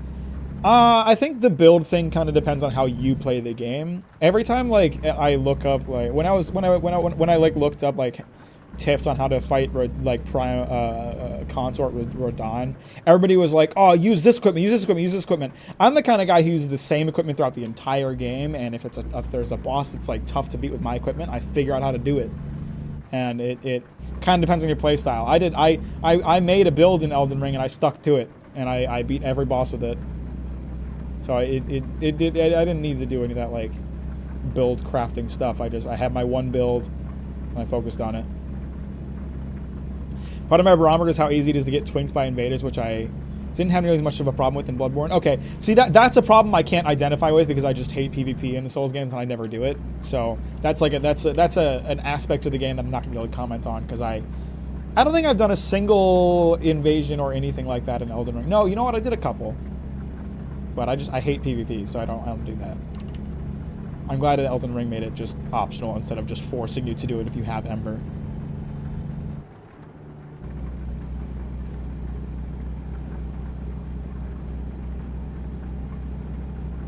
Elden Ring at least gives a great reason to be a powerhouse and have a power fantasy over the other Dark Souls. Or the other Souls games, Dark Souls and Bloodborne, kind of mock you for being strong. I don't know.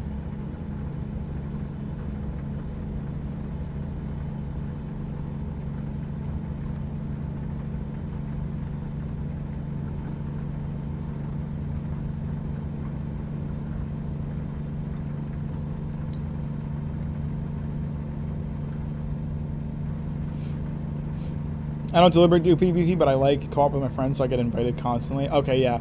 Yeah, I wish they would retire that and just let people do co-op and maybe make adjustments to the game to make it so you can't just steamroll everything in co-op.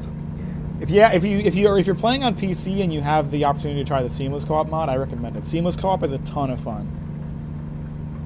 Don't got to worry about invasions. You just have a good time with your friends. PvP allows for a random factor, but it's not fun. It's not fun. It's fun to like do a bit of co-op with your friends. I want to do a bit of co-op with my friends. I don't want to do PvP. I understand that doing co-op makes it a little bit easier. I don't give a shit. It's fun.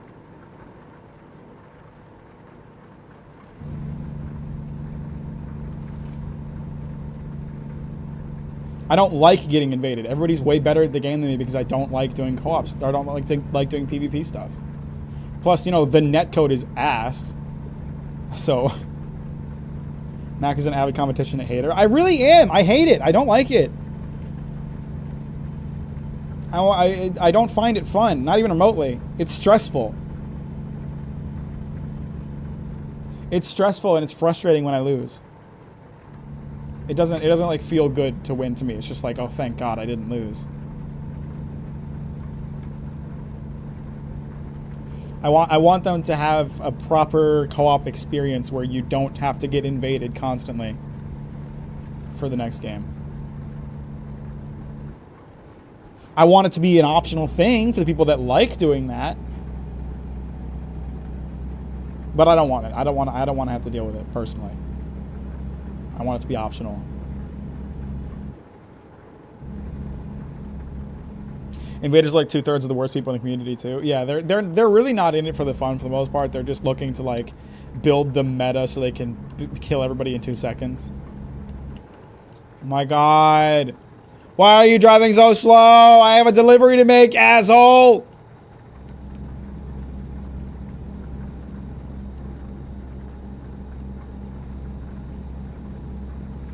For me, it's like, wow, that kicked ass, let's do it again. For me, it's like, oh, good, I won. I hope I never have to do that again.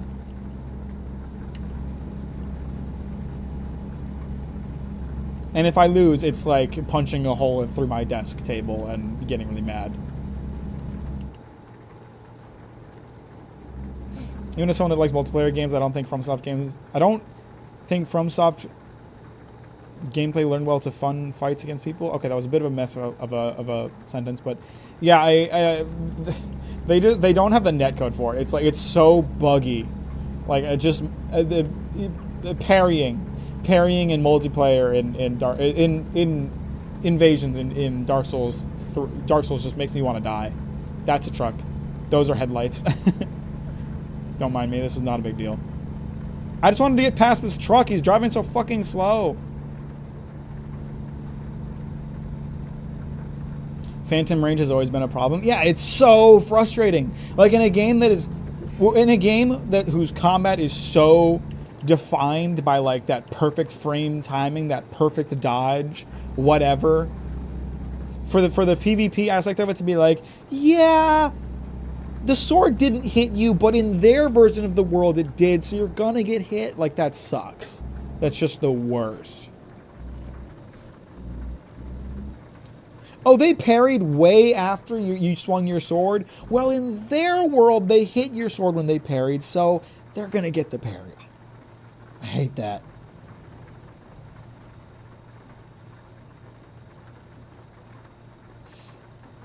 My take is that if any one of the FromSoft Souls style game was the only one they released, it would probably be one of my favorite games. It's only in competition with each other. My haterism comes up. I mean, that's why I just try to appreciate them on their own. With the exception being Dark Souls 2, which I just hate.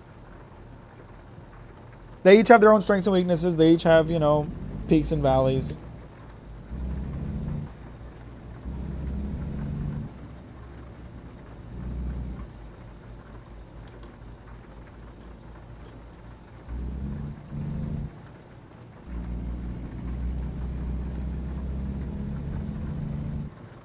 Most games kind of suck at it. Then you know why I don't like most games PvP. It's also just because I'm not a competitive person in general. I'm just not competitive. I'm a sore loser. I'm more than willing to admit it. Is it embarrassing? Yes. Am I it? Yes. Nothing I can do about it. Sure, I could subject myself to competition over and over and become miserable to desensitize myself to losing, but I'd rather just not do it. I'd rather just play Payday 2 and have a nice co-op time, or Monster Hunter and have a nice co-op time, or Elden Ring seamless co-op and have a nice co-op time. I love co-op. Co-op is so much fun. It's just you and your friends goofing off.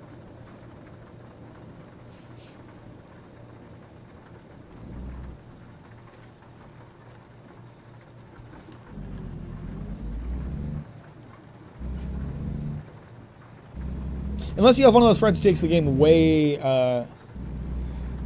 unless you have one of those friends who takes like the game way too seriously. I know like my friends who play Payday 2, not people that I've played with, but my friends who play Payday 2, they had played Payday 2 with people who take it like really seriously and get really upset if you mess up at all.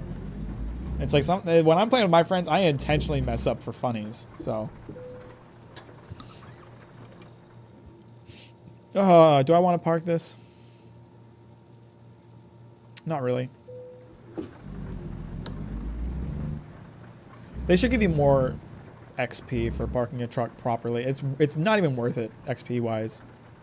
You get 90 XP, you get thousands for a single job. Love competition when I'm winning.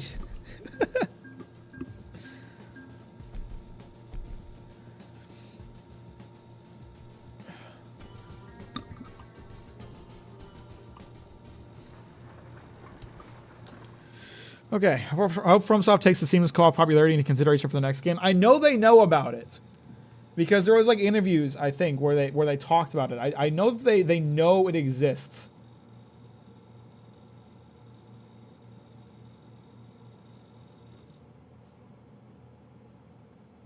Oh, someone joined the Patreon. Thanks, Garner Haney.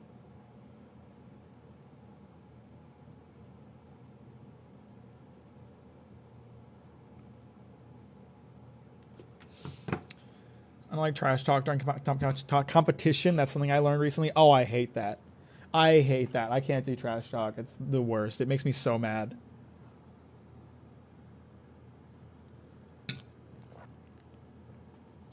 All right.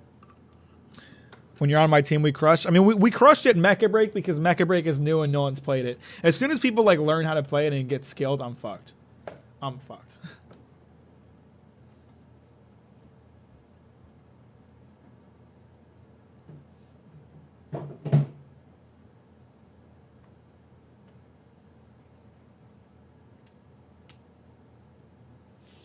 I'm gonna stretch a minute. Sitting in the trucking position for so long can be very tiring on my weary old bones.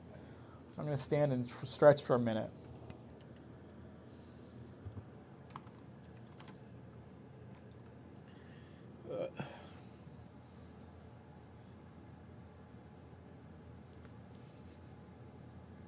You guys don't need to see my midriff.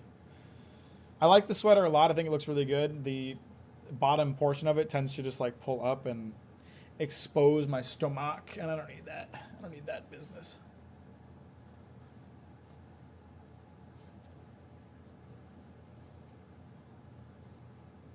Ugh.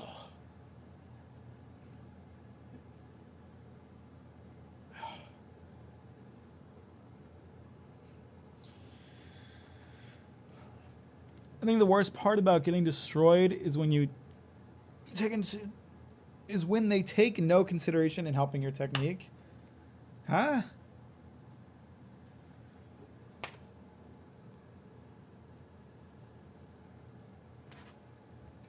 I hate it. I really, really do.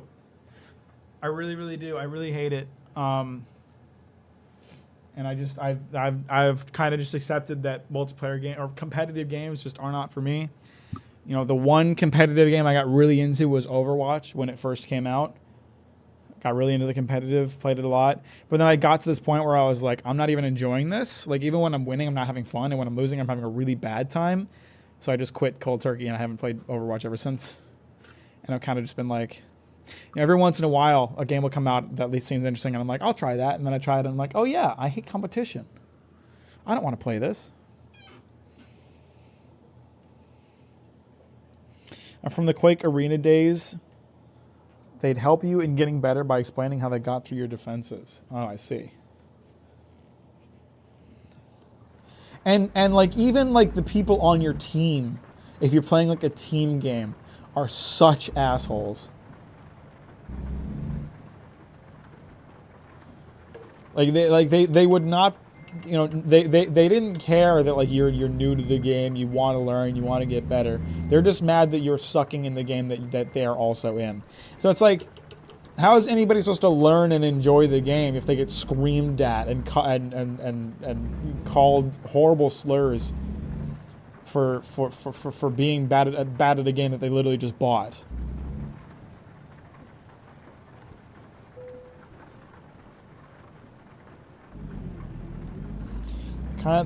The kind that means on purpose just sucks the fun out of it for you, even if it's supposed to be friendly. Part of the fun for the team. Huh?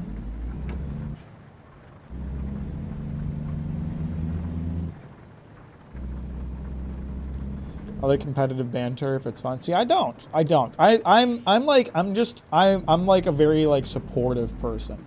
I'm like, I want to lift other people up. I want to be lifted up. I want people to tell me that I'm doing a good job when I'm doing a good job. You know, I would not, you know what, like in real life setting, I would not be able to work in like a kitchen, because kitchens are the kind of place where if you make a mistake, you're going to get fucking sworn at and cussed at and like kicked out the door and just shit talked.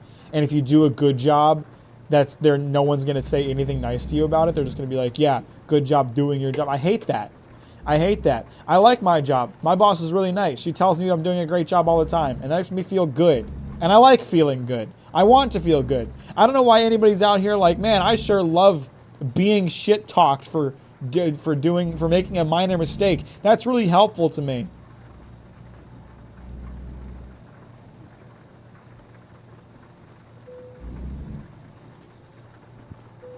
I don't get it.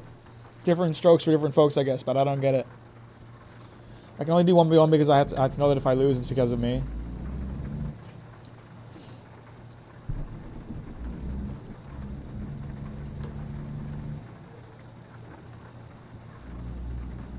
So I kind of tend to play most fighting games no team, so I don't have to worry about people complaining about how much my character sucks.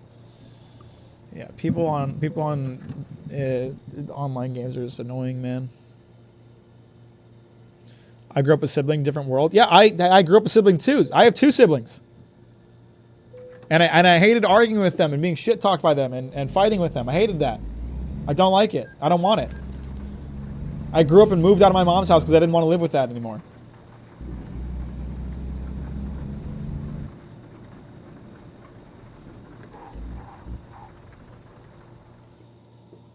I would say, as Morgan's saying, that's part of the reason that I don't like it. I've had enough. Had enough of that for one lifetime.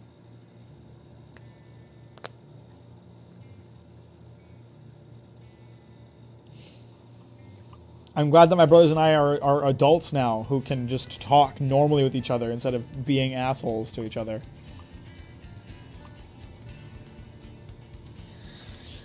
Oh, I hate these double trailers. They're such a pain. I would do that one because it's going all the way to Oregon, but I don't want to do those double trailers.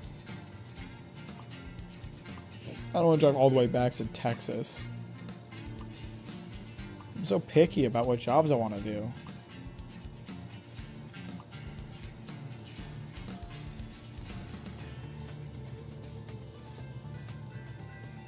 This would be a good drive. Drive through Colorado and Utah down into Arizona. That's not a bad option. Let's do this.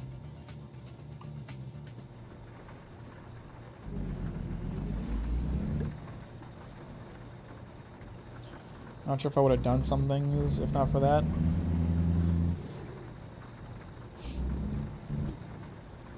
Well, everyone's siblings' experience is going to be different. And for me, I am not the kind of person that responds well to negativity. I don't respond well to insults and bad faith criticism and shit like that. I respond better to support and kindness.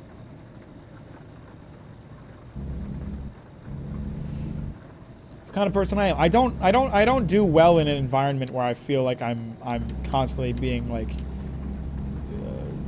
graded or what's the word, like evaluated. I don't thrive in an environment where I feel like I'm not allowed to make mistakes.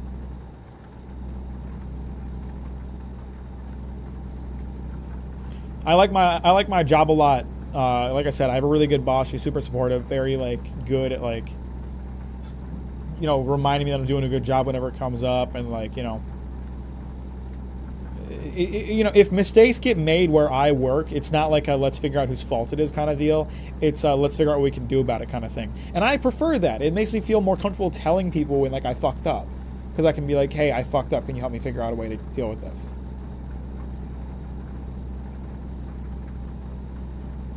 What's the car that I should do for an edit? I don't know cars that well. Do a Mini Cooper. Streamer, why do you tolerate me then? As someone that has little sisters, playing video games with her was rough. You're winning. She complains you're going too hard on her. She's winning. You're going too easy. Sister is never happy. Yeah, that sounds annoying.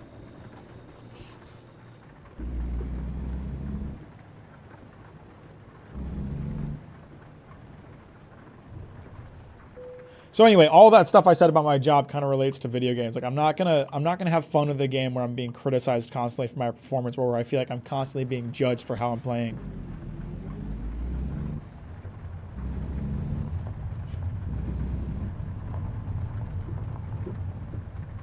Hell, if I think about it, finally caught my first truck stream. Hey, what's up, Weblands? Glad to have you here. So glad you can make it. How are you today?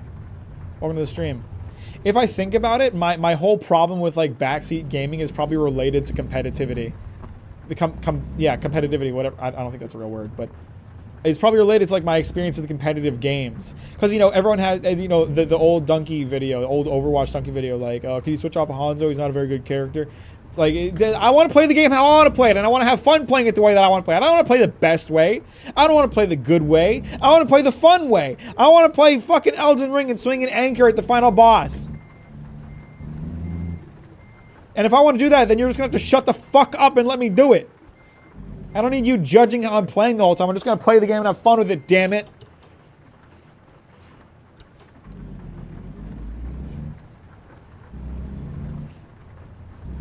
I hate when people get mad at me for like playing the game wrong. Fuck you. I'll play the game however I want to. There's no wrong way to play a game if you're having fun. My brother and I got along super well after we moved out. My brothers and I get along much better after we each have moved out. I still don't really talk to my older brother much. We're very different people, but my younger brother I can talk to much more easily now.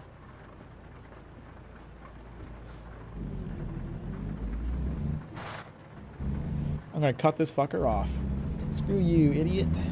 Haha. Because tolerances for certain things don't scale the same for everyone. I also do think a job is different. If you're getting your ass kicked in Super Smash Bros. Melee, it's different. I disagree. I disagree, because the way I see it, it's all about like growth and improvement. You know, if I'm playing a game badly, then I want to grow and improve. And I'm not going to grow and improve if I'm being screamed at constantly for how bad I'm playing. And that's what the online competitive experience is. I'm gonna grow and I'm gonna improve when someone's telling me like, hey, you know, you're doing a great job, just keep at it. That's what's going to motivate me to do well, is the feeling that I'll get further praise if I do better. Getting shit talked for playing badly in Smash Melee does nothing for me but make me feel bad. It doesn't motivate me to play better.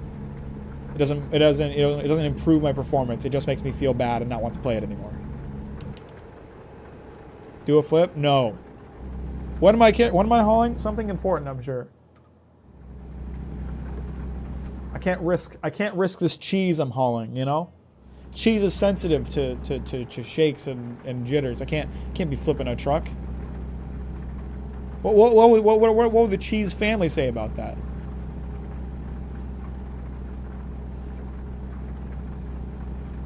There's a flying over my face.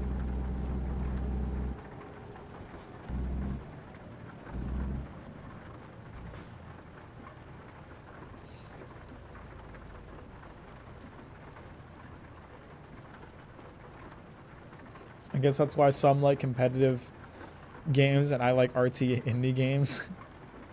Yeah, you know, whatever. I'm not gonna tell anybody that they're wrong for liking competitive games for whatever reason that they do, but I'm just gonna tell them that I don't like it for probably the traditional reasons.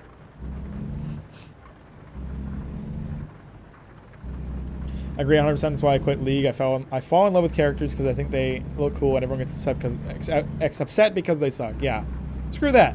I want to play the characters I want to play. I don't really care whether or not they're the meta. I just want to have fun with the game. And having fun for the game for me means playing the characters that I want, the way that I want to play them. A spin? I think I'd have to like really have a very specific setup to do a spin in a truck that I don't have. And I still don't think that shaking would be good for the cheese. We got brie back there. Some little bit of Gouda. There's an entire trailer. Can you imagine how much cheese is in there? That's an entire trailer's worth of cheese.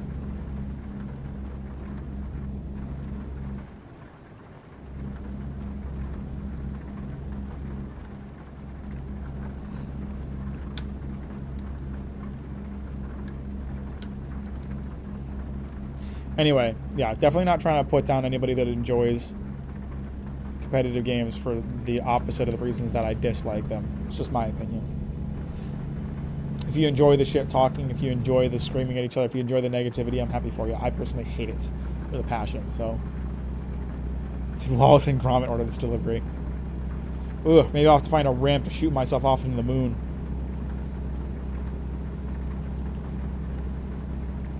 Oh shit, the lane ends, and these guys are driving so slow! You're driving 30, bro! It's 65 here!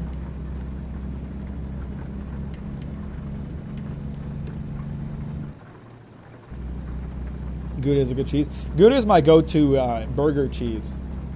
When I make up my nice burger recipes, I like to dress them with Gouda. Gouda melts really nicely.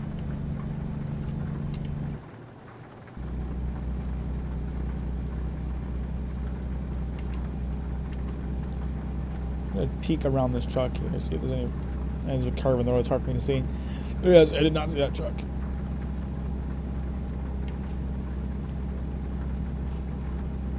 Oh my god, I'm just gonna pass him on the shoulder. Fuck it.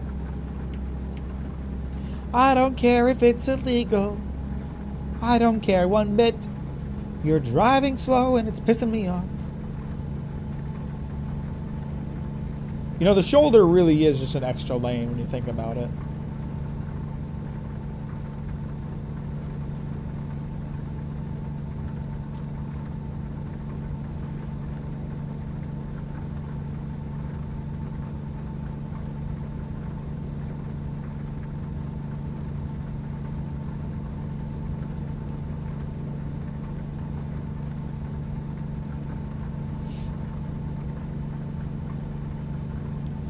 Man, since we're speaking about cheese, it made me think about pizza, and I had a really annoying pizza situation last week. So I got an email with a coupon from the pizza place that I like to go to. It's called Pizza Hut, kind of a local chain. Don't know if you guys have heard of it or not. I hadn't ordered pizza in a while, so they sent me like a 50% off coupon. It's like, oh, come back and buy a pizza. So I was like, 50% off a large pizza. That's a good deal. So I got a large pepperoni pizza and a large barbecue chicken pizza. Those are like my two go-to pizzas. And you know, they were 50% off, both of them. I was paying like $20. It was like 25 after the delivery fees for both pizzas. And that's like a pretty goddamn good deal, right? And then the guy shows up with my Zaz, and he only has one of them. He only has the barbecue chicken pizza, and I was like, I ordered 2 pizzas. Thank you, or just I appreciate that. It is a nice truck, isn't it? Pizza Slut near me shut down recently. That sucks. Pizza Hut's pretty good. So the guy showed up. He only had one of the pizzas, and so I was like, I ordered 2 pizzas, and he was like, I've only got one for you. And he like showed me my receipt, and it was like there was 1 pizza on there. It was the amount of money that I paid. So I was like, yeah, I ordered 2 pizzas, and he's like, yeah, you'll have to call the store and like talk it out with them. So I was like, all right. Took the pizza, went inside. I went over to my computer. I still had the order up on the website, and I like clicked on the order details. It had removed one of the pizzas from my order and jacked the other one up to full price. And like I checked my cart as I was checking out. It was like, it must have done it at like the last check, the last moment. Because I checked the cart and they were both in there the last I saw. But at some point it stole one of the pizzas out of my cart and charged me full price for the other one. So I'm like, okay, what the fuck do I do about this? I can't call the store and be like, hey, by the way, your website lied to me, because, like, are they really going to believe me? Did it reimburse you recently? No.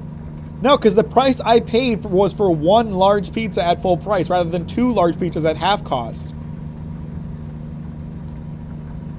And so after that, I was like, okay, I can't really, I could have, but I didn't feel like complaining to customer service or calling the store about it, because I was like, are they really going to believe me when I tell them that like the website magicked a za out of my cart? They're not going to believe shit.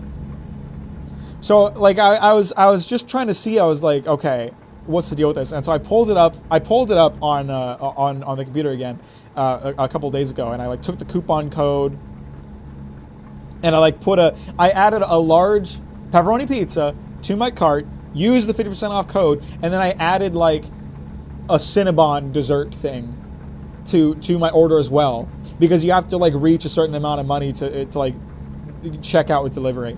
And then I like went to the checkout window, and it had removed the half price pizza from my cart again and left me with just the cinnamon rolls. So it's like some bullshit coupon code. It's a lie. It's not real. You can't actually check out with it. It just steals the pizza out of your cart. It's too good of it's too good to be true. That coupon code was too good to be true. 50% off pizza. They're not doing that.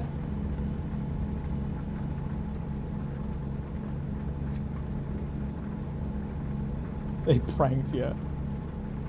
I'm pissed about it. I'm like, what the fuck, dude?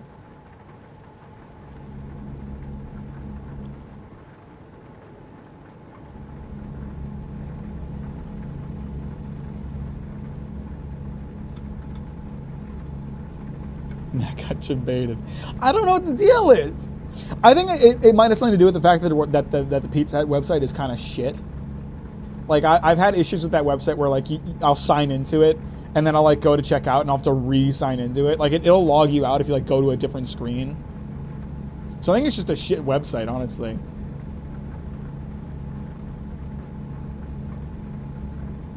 I'm a spite-driven fuck, you know, be calling about that pizza. I don't like competition. I'm so passive. I am like so non-confrontational. I'm always just like, well, I guess this is my fate. I guess I paid full price for a large pizza when I was supposed to get 2 for half.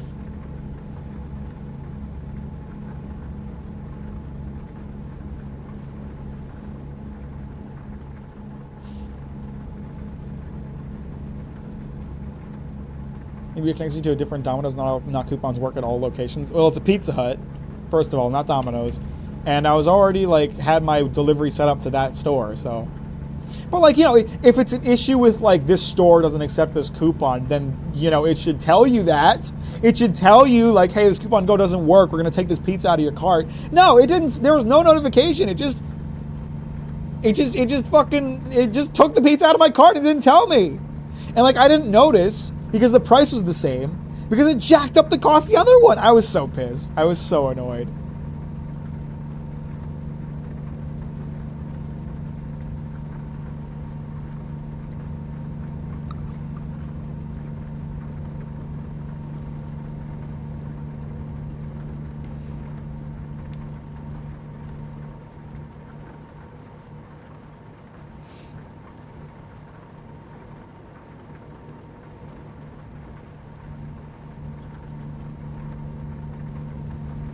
I honestly like I hate like talking to customer service or going to a store or whatever whenever I have a problem.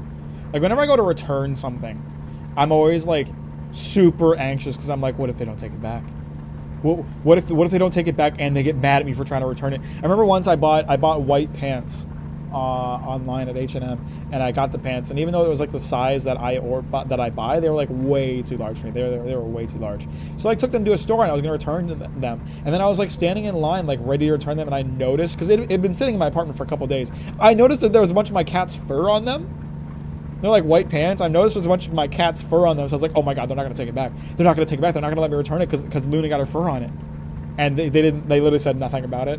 But I was so stressed out. I was so stressed and anxious about it.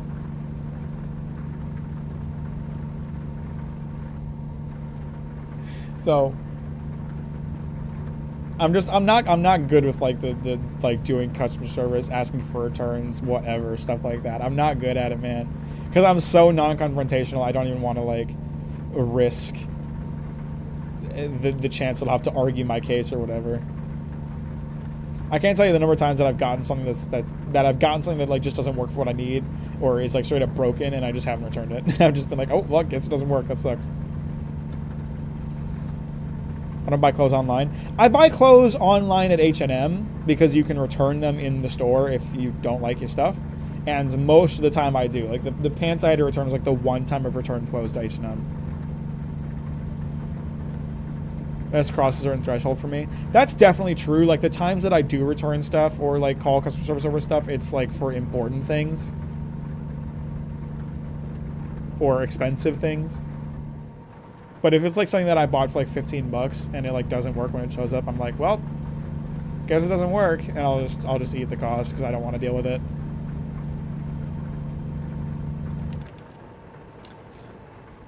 Companies probably make so much money off of me not returning things.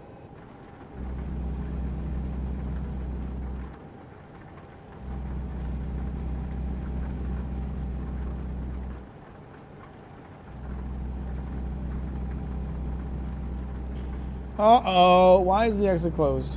Why is the exit closed? Do you think I can skirt it? Oh, I can skirt that. I can skirt this exit closure.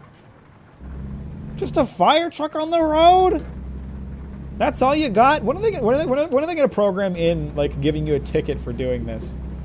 You get a ticket if you don't change down to the new speed limit 100 feet after the speed limit changes. But if you drive past a road blockage, that's fine. That's okay.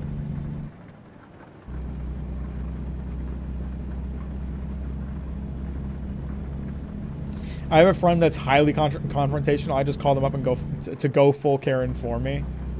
I'm uncomfortable. I'm uncomfortable when people do it for me or whatever.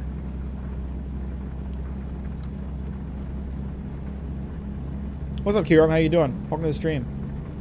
Thanks for liking on the way, and I appreciate it. Because usually, like, I usually have, like, a reason for it. I usually have a reason for not wanting to. It's like, I don't want to bother somebody over something this small. Because I've worked in a lot of service jobs. I've dealt with a lot of, like, small, annoying things, and I don't want to be one of those customers. Even if it's totally fair to be.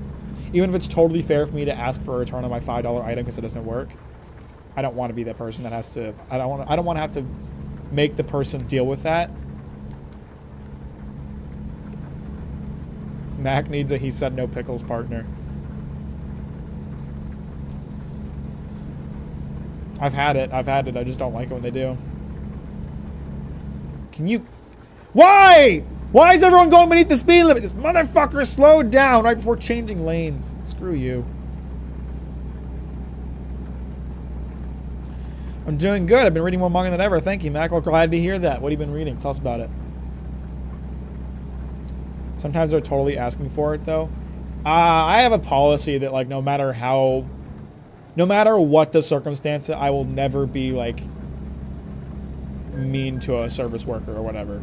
Never, ever, ever. Even if they're mean to me first, I'm not going to do it. Because, like, there's so many things that are, like, going on behind the scenes. So many things that you don't know about. So many things that you don't see going on. That you can't be sure that, like, you know, that person could be having a really stressful, really shit day. And yes, it's not cool that they treated you poorly. But I'm not out here trying to make their day worse.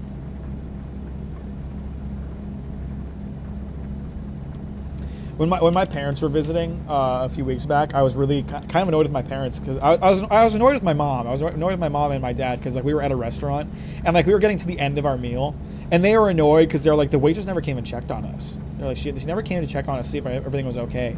And I was like, did you need something?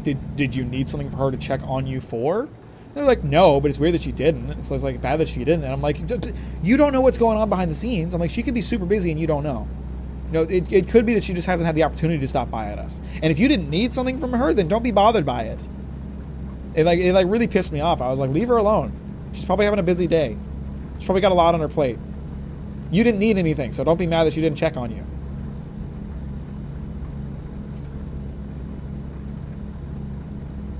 So that's the way that I am. I'm like, I don't care how bad someone else's day is. I don't care how bad someone else is to me. I'm sure there's a threshold for it. I'm sure there's a point where if someone was so awful to me that I would respond really negatively. But I haven't had that ever. I haven't had that experience yet. I've always been like, I don't care how bad someone's service is towards me, I will not be mean to them. I will not return that. I will always be nice and courteous to them because I'm willing to bet that there's something going on that I don't know about. My mom does that shit. It's a very like boomer or Gen X thing, I feel like people our age just don't care as much. Skippy needs a girl or a man, I don't know, or are they them, to tie him to a chair and feed him mayo until he likes it, until he's traumatized into liking it. Sometimes your complaints are probably company policy. It's like when people were filming and harassing Chipotle workers for bigger portion size, like, bro, it's not their fault. I hate that. I hate when people film themselves berating retail or food service workers over something that is completely out of their control. That nothing gets my goat more than that. I'm just so really for treat people how you want to be treated. I'll be nice. But sometimes, well, I'm also for treat people how you want to be treated. So even if someone is bad to me, I'm going to be good to them. Because I want them to be good to me. Maybe me being nice to someone who is mean to me will have a positive influence on them. Probably not, but maybe. When I worked in service jobs, I never ever, I really needed people to be nice to me. And some days I was not the most cordial customer service representative. And on days like that, if someone was really nice to me, it would completely change my day. So I want to be that person. I don't want to be the person that makes it worse.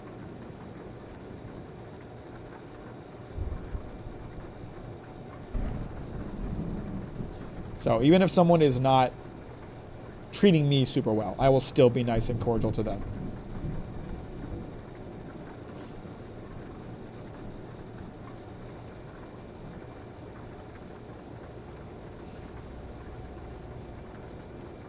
I don't like Chipotle. I like Chipotle. Chipotle's a good. I like Chipotle. I've gotten a few good meals from a good Chipotle. Chipotle is like one of my go-to 24-hour food choices. I'm doing 24-hour streams.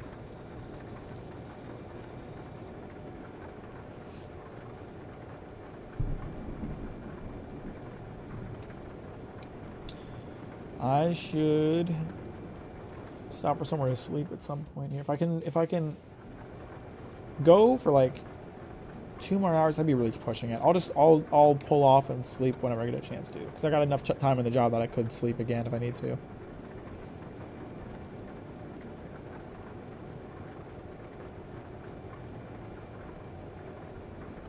After the salmonella scandal, I avoided them like the plague. I don't even know what you're talking about.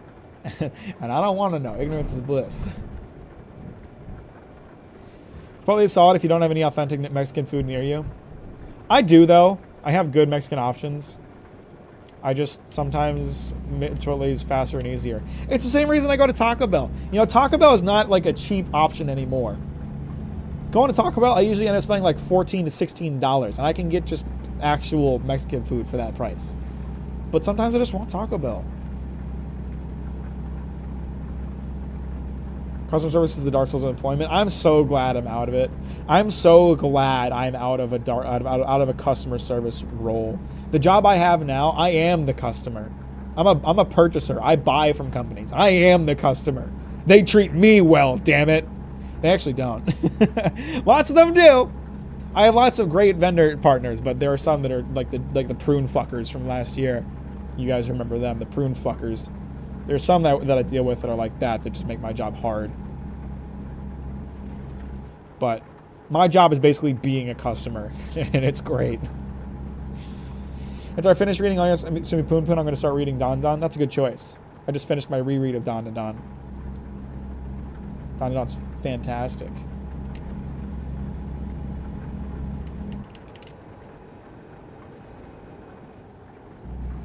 But like I went to a conference in March and met up with a bunch of my vendor partners, and they were all like super nice to me, and we got dinner on their dime twice. We met with one vendor partner for one evening, and they bought us dinner, and then a different vendor partner for a different evening, and they bought us dinner. Like, they paid for our food, they wined and dined us. We went to like really nice, really fancy places too. They were like expensive dinners. And then one of them, like, we met them at their like rental that they were using for the weekend, and it was like this fancy house in the California hills, and they treated us to brunch. It's great being a purchaser. You just get wined and dined by people that want you to spend money with them. It's great being the customer.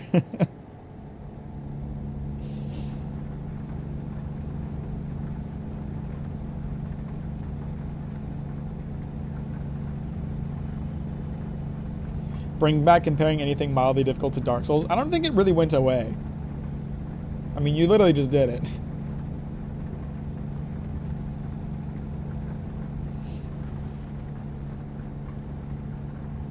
As long as you don't pretend to know better.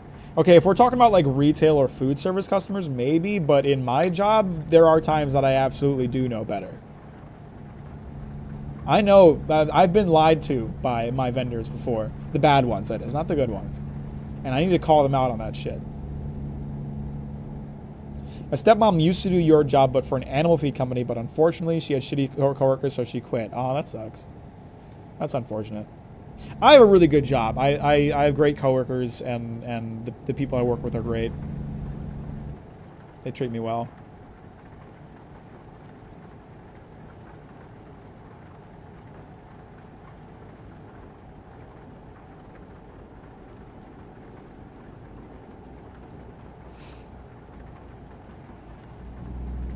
We're driving through a really nice section of the game right now, by the way. I love driving through like mountainous areas like this in real life. And it's fun to do it in the game too. It's just so pretty. I'm so neurodivergent. I've gone to stores and bought something and started walking out the store, leaving it with the thing I bought.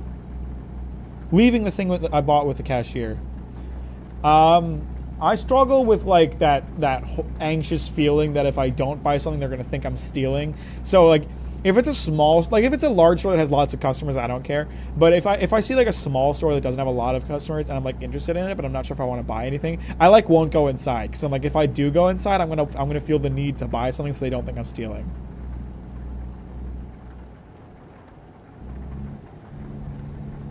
Actually, while my parents were visiting me, we went to the Oregon coast, and there was this town we went to, and we walked around a bit, and there was a bunch of little stores that we were walking in and out of. And there was this one store. It was like a kind of like an oddities store is how I would describe it. Like, they had like swords and like leather bound journals and like kind of occulty type stuff. It was kind of like that. And I was walking around, and there was like a section of the store that was like kind of a mess, and they were like, we're like, sorry about that, we're still setting up, we just opened a couple weeks ago. And it was like these two really young girls. They were much younger than me, and I was just like, oh, no worries. And then I was walking around the store looking at everything, and I was like, everything in this store is like cheap Amazon shit that's been really marked up. It was like really clear. It was really obvious. I was like, I don't know how well this business model is going to do for you. I really hope it works out. You're both young. I hope you do well and you're like happy in your future, but this is an odd business model that probably works really well because some people are just not very, what's the word I'm looking for? Very conscious buyers, I'd say, maybe. Dropship pop up, drop up. So I was literally like, okay, this is like a cheap, shitty katana that you could buy on Amazon. Absolutely.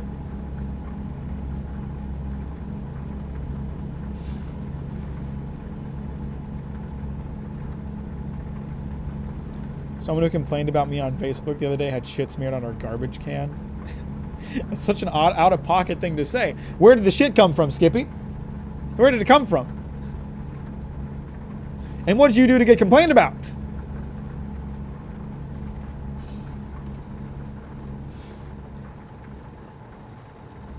Shopping alone, I'm the most irrationally anxious person ever, but when I'm with a friend, I get fearless. It's so weird.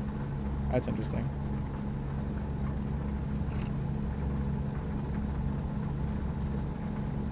The best time to go shopping is within the hour of the store closing, just to make sure you're done before they have to close. Man, I have a personal policy just because of like my years working in retail and hating people who are still around when we were close to closing. If I think I will still be there within a half an hour of closing, I won't go. Like unless it's a really urgent need, I guess. But like if it's like, man, the store closes at 9. If I get there at 8, I might be out of there at 8:30. That's too late. I don't want to bother them, so I'll just wait for the next day. Because I hated that. I hated like having customers in the store when we're about to close back in my retail days.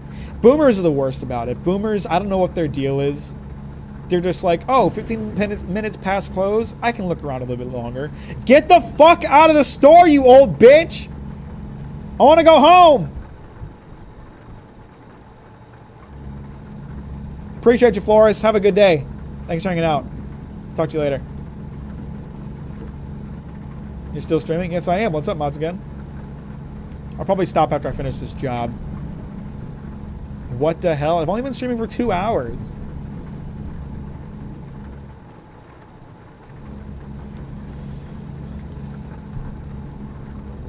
Boomer entitlement is crazy, man. It goes so hard.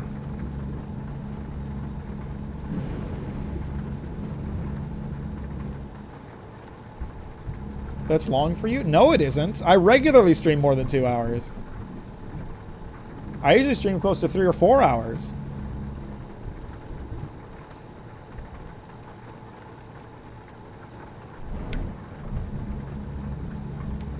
Nah, that's cap. Okay, all right.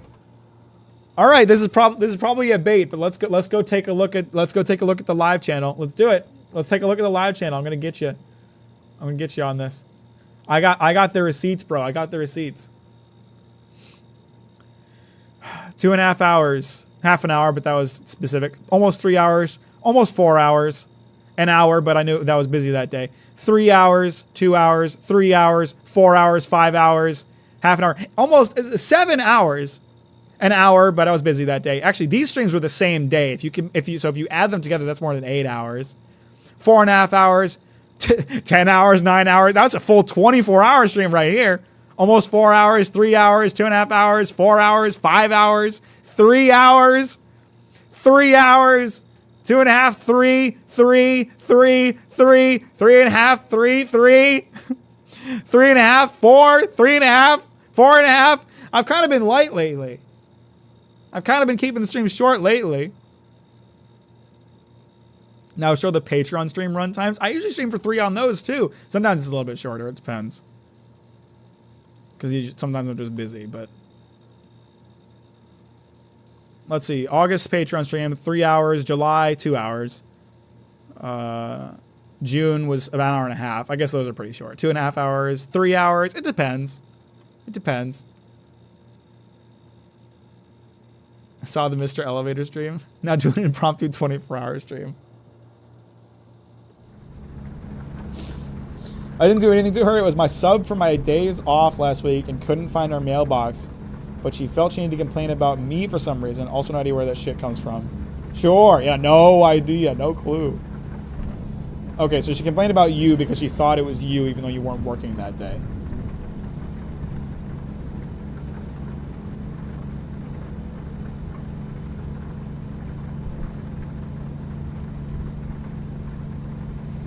Since Souls-like are like the popular genre now, I'm excited for when maybe indie developers get nostalgic over Devil May Cry type games and start making those again. Oh, I'm sure they will.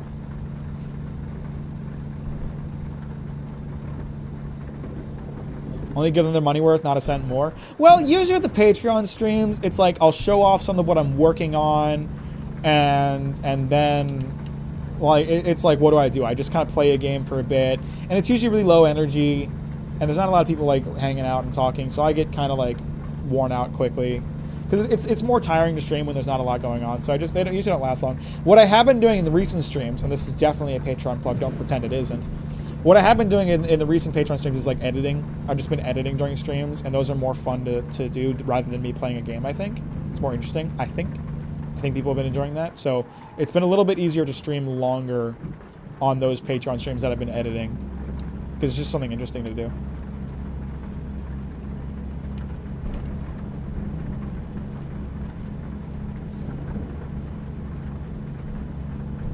About closing, we're hungry as hell most of the time. We ate like 4 hours before closing. Yeah, no. People who hang out past closing can suck ass. They're the worst. Mac almost crashed chat, but didn't. But didn't. It's raining pretty hard. It's you can feel the road getting a bit slick now.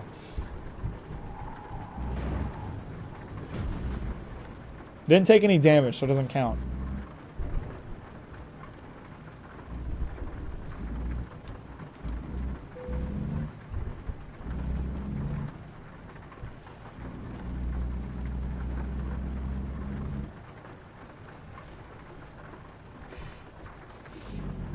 Oh, can I sleep here? Oh no, I can't. I need to find somewhere to sleep. A bit slick, huh? Yeah, I couldn't stop as quickly. Or turn as much. Hey, that was like my favorite game franchise for so long, but hasn't been good for over a decade, and I'm sad. Bro, I hate to be that guy, but the Halo games have not really stood the test of time. They're like okay. As someone who did not play them at the time, I play them now, and I'm like, this is okay. I'm sure it's gonna make a lot of people really mad that I just said that, but sleep in the way station, what are they gonna do? I can't.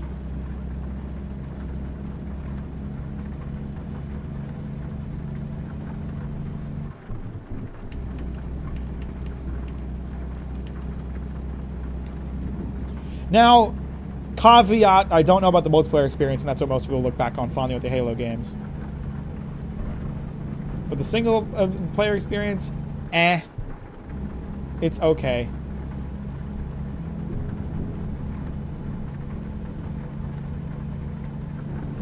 They changed FPS and how it feels as well as made the modern FPS controls. Yeah, and then other people did it better. Sorry. Sorry to say it. Yeah, they did revolutionize FPS controls at the time. Now there's a bunch of other games that do it better.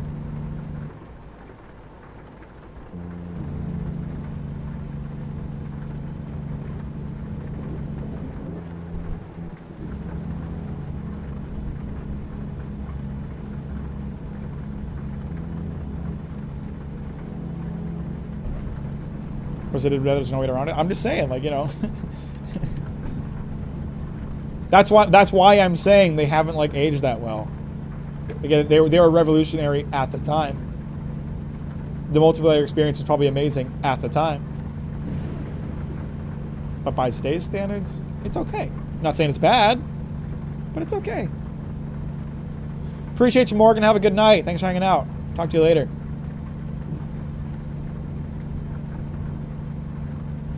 I will say, I don't think we're ever going to have like multiplayer experiences like the Halo craze in modern gaming ever again.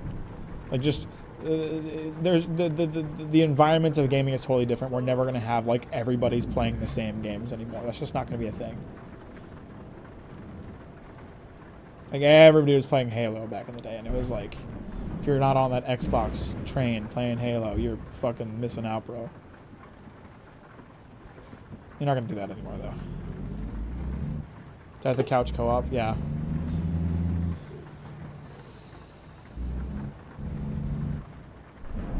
Usually, if there's like a really popular game that everybody's playing, the shelf life is like a couple weeks at this point. I feel like everybody was playing Helldivers for like a month, and now no one's really talking about it that much anymore. Even though they're making like a huge update that adds a ton of shit.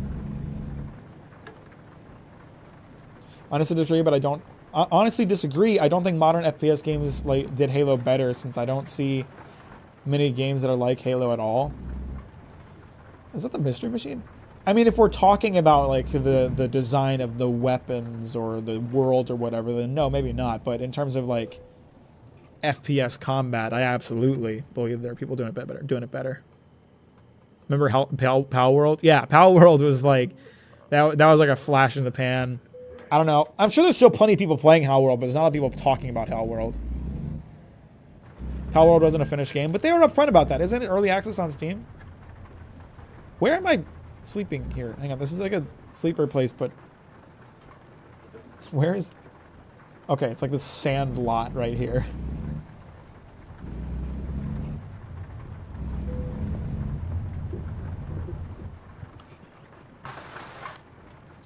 I'm just saying unfinished games don't have much staying power. I think it depends on like the game's ability to like have frequent-ish updates and to like keep the community's interest. I mean, I think like a lot of those early access games will always have like a strong following. Like I think Valheim, for example, will always have a strong following, but it's never going to have the player base that it had when it like first launched.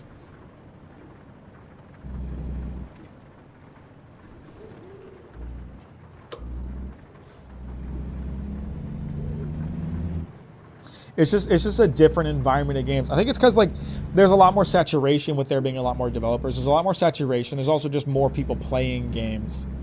So, you know, it's easier to find a community playing like lesser known games compared to like back in the day when like if you weren't playing what everyone else is playing, you probably weren't playing with everyone else.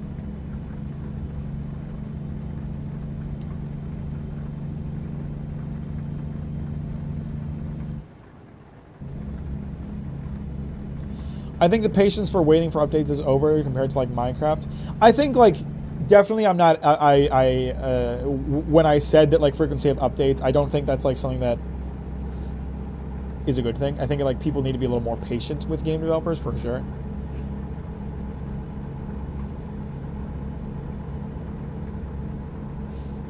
Most games of a core audience that complain about the lack of updates on the game. Yeah, that can be really irritating and really annoying. And it's like you just want them to like make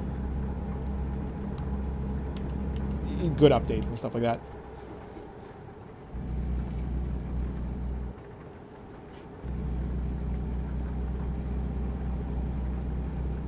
Oops.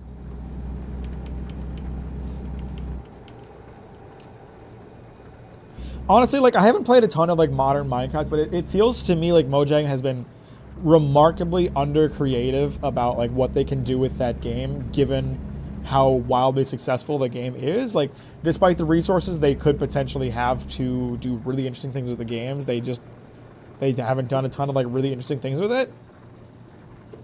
Like, I feel like at this point in Minecraft's life cycle, there should be, like, 40 biomes in the game that are all very unique. And the caves update, the like caves and cliffs update should have come years ago. Not in terms of like they should have made it faster, but just in terms of it should have been a bigger priority. They don't need to create when they have money. I mean, I guess you're right.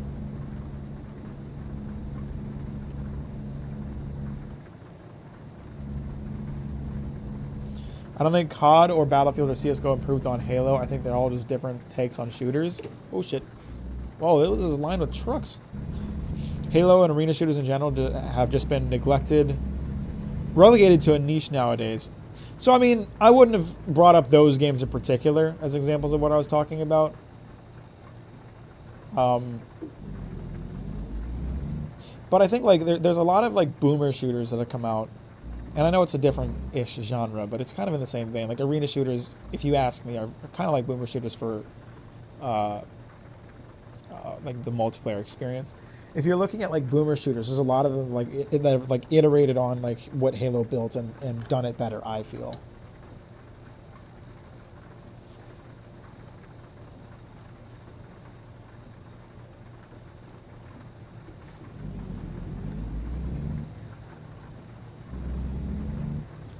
I'd argue Fortnite's an arena shooter. I would not agree with that. I think arena shooters are very, what's the word I'm looking for here? They're very, like, defined by their movement. And Fortnite, granted, I'm not particularly familiar with the game. I've never played it myself. I've only watched it. It does not seem like a game that is very, that movement is an important aspect of it so much as, like, aim and placement. You know, Fortnite is, and you know, I feel like for an arena shooter, you need to have an arena. And Fortnite's like this big open plain. So I don't think I would classify Fortnite as an arena shooter at all. What's up, Blazing Boy? How you doing? Welcome to the stream. Thanks for liking on the way in. I appreciate that.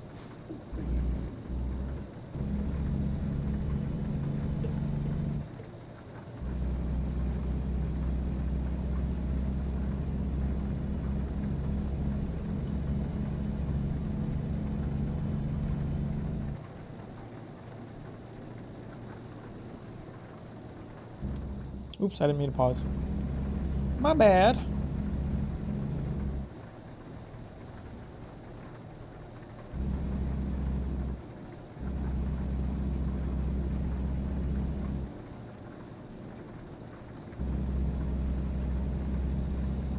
Why is this a right left turn only lane? Why? Why?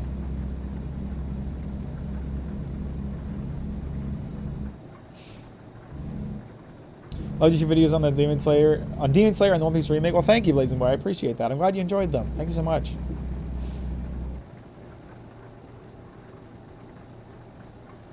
By the way, guys, if you haven't liked this stream, now would be a good time to do so while I am begging and pleading for you to.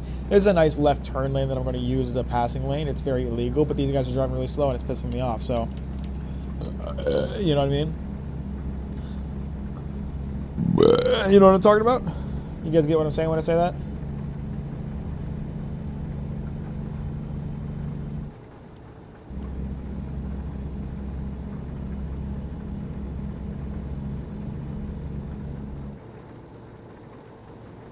Editing is really good. Well, thank you very much. I appreciate that.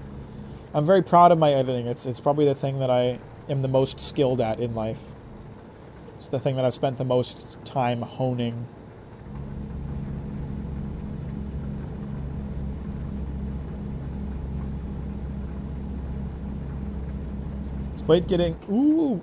Splitgate getting so close to Halo is also probably why it died since it came out right before Halo Infinite. I actually don't think that's why. They kind of let it die on purpose because they want to do Splitgate 2 and they got like a publisher and money and all that. Which, it's really going to be interesting to see when Splitgate 2 comes out, what happens with that, if they're going to be able to recapture that lightning in a bottle they had. I think they probably would have been better off sticking with it rather than jumping to the next one. Ooh, that was a lot of damage I took. Uh-oh, those are rocks. Okay, not a big deal. I'm so tired of these fucking trucks that are driving so goddamn slow. Why is everybody driving so slow?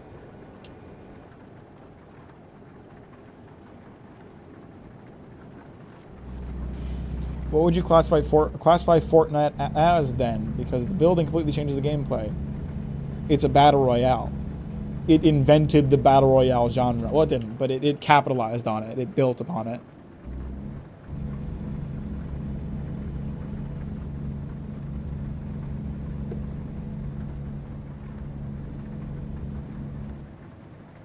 I don't think, like, you're right that the building is, like, a unique mechanic in the game that does change how the game, like, plays and flows and whatever, but that's not an aspect that is indicative of arena shooters.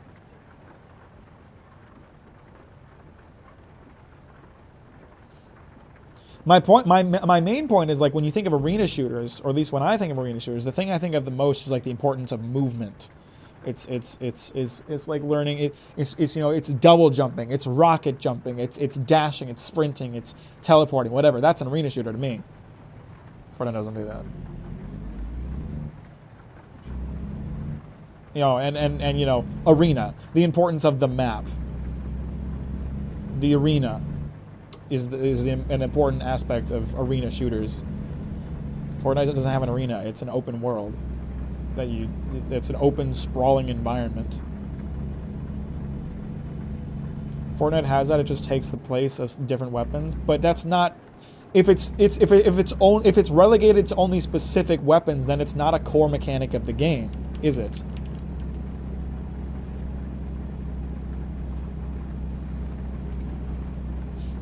You know, I mean, we could say that Fortnite is a Star Wars game because it has Darth Vader in it, but that wouldn't make it true. Because a Star Wars game is one where Star Wars is the focal point, not just something that's in it.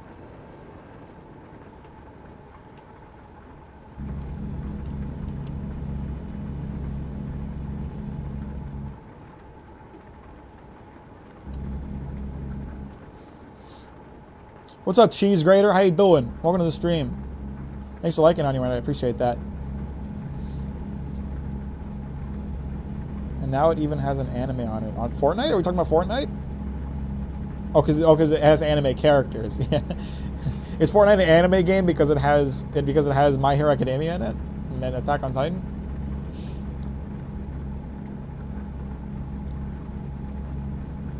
I remember when Fortnite was originally a tower defense game, and I still prefer Save the World tower defense mode over Battle Royale. Yeah, I remember like way back in the day seeing somebody, I can't remember who. It was a YouTuber that I liked, but it was somebody playing Fortnite, and it was like a tower defense like zombie survival game. And then like Fortnite started getting big like a few months later, and for a good while I didn't know what Fortnite was or why it was so popular, because in my head I was like, it's just like a base building tower defense game. Why is it getting so popular? Like I had no idea that they like pivoted to something completely different. And I was so confused. What game is this? American Truck Sim. We're trucking across the United States. I was actually interested in trying the Save the World thing in Fortnite, but you had to like pay for it separately rather than just playing it on the free to play, so I never ended up doing it.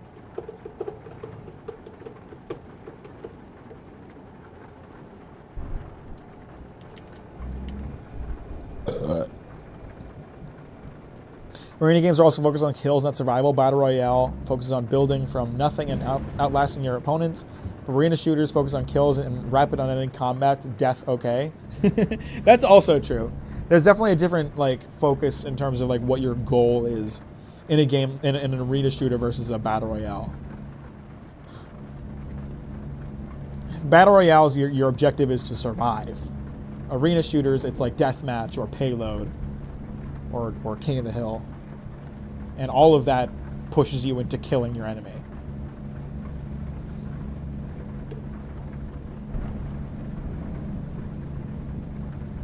Never been a fan of Fortnite? I never tried it. I really wasn't interested in it early on. Nowadays, like with a lot of the upgrades and the updates, it does seem like a more interesting game to me. But not if you play clans, you only get 3 lives. Okay. But we're talking about, like, when we say Fortnite, we all know we're talking about the Battle Royale. I don't even know what Fortnite Clans is. That's how not talking about that I'm at. I view Fortnite like Demon Slayer first. Nobody knew it existed. Then it went viral, mainstream, became a big hit. That's true. No one was talking about Fortnite when it was just a tower defense thing.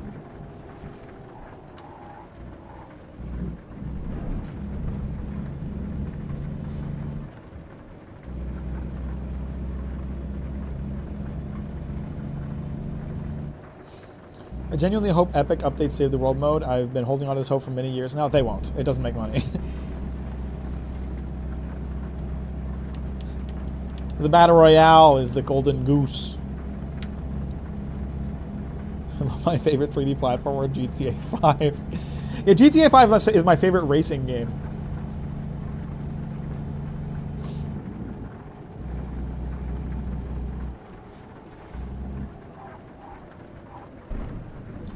Most popular game types were Capture the Flag and Clan Deathmatch, which had lives. Now, maybe this is just because of the games that I've played, but I don't remember there ever being like a certain number of lives in any of the arena shooters I played. It was just respawn timers. If you died a lot, your respawn timer got longer. I don't remember there ever being a limited amount of lives in any arena shooter I've ever played. Not to be like a stickler, but Mac, I think you're confusing hero shooters with arena shooters. I'm really not. It just so happens that hero shooters tend to be arena shooters.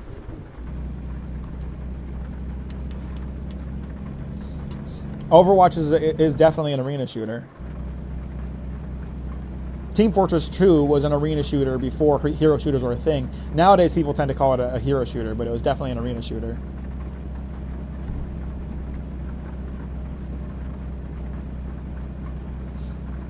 But I'm thinking about games like Quake and like Doom multiplayer. When's your next long form video? Subscribe to the Patreon and you can find out through the weekly updates. Nice cat. Thank you, Blazing Boy. Her name is Luna. She's very sweet. Deathmatch was always what stood out to me. That's where an individual player's skills shine because they kill more faster. Yeah, definitely like deathmatch is a staple of arena shooters.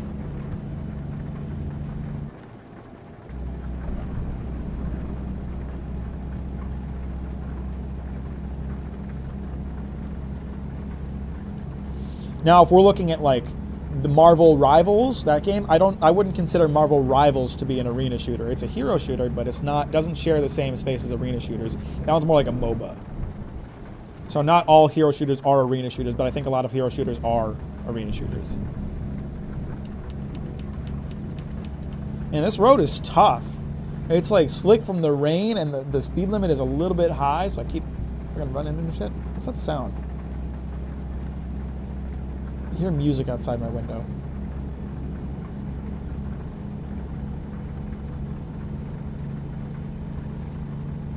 Concord is definitely an arena shooter. Doesn't seem like a very good one, but it is an arena shooter. Cooking stream win. Soon. I promise soon. I finished Elden Ring. I will do cooking stream soon.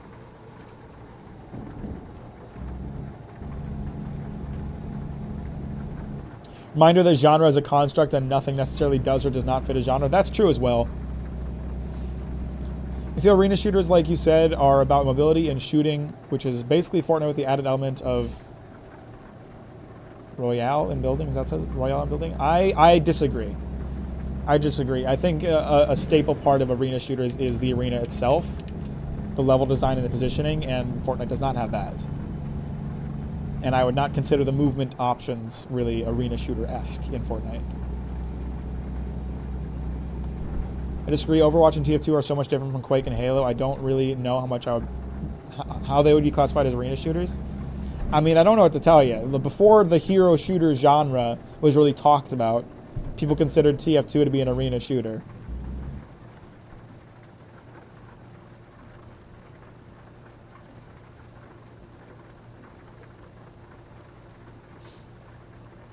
I think, the definition of words changes and shifts over time. So you could make the argument that hero shooters have kind of formed their own niche that is outside of arena shooters.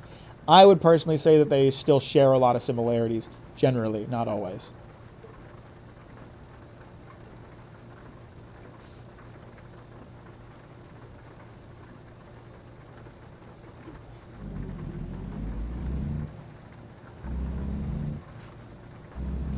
But like Green said, it's kind of almost like up to you what you define as an arena shooter because there is no like official definition. I think a game can start as a specific genre, and as it gets updated, it can be called different genres due to other play styles being added to the game. I mean, that's definitely true. At one time, Fortnite was a tower defense game. Now it's a battle royale.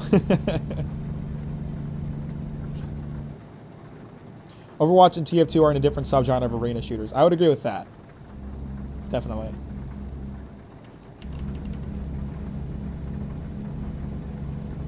Is the island not an arena? That's too... No, I wouldn't say it is. Yes, by the very technical definition of what one would consider an arena, maybe you could consider the island an arena. But if you're talking about the arena in an arena shooter, no, it is too large, too wide, too open. That is not what I would consider an arena. Not at all.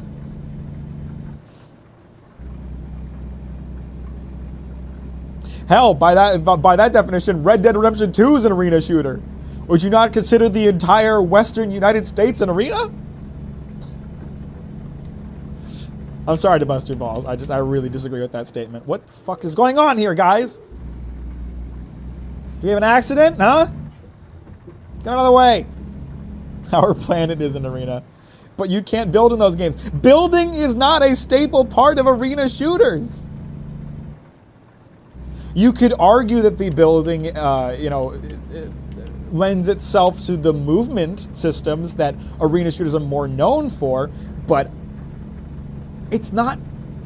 It's not the same. It's just not the same. Straight up. Building a block to stand on in Fortnite is not the same as double jumping in TF2. It's not the same. It's different. And it's too different for them to be classified as the same thing. Building in and of itself changes the battlefield. I wouldn't say an arena is defined by its ability to be changed. I didn't say that.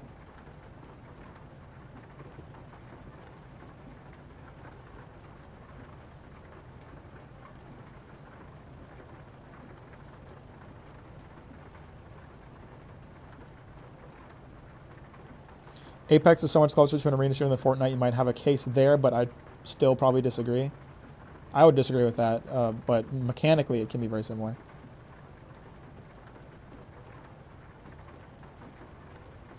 The mere fact that an open space becomes an arena, I don't think it does. Is grenade jumping not double jumping?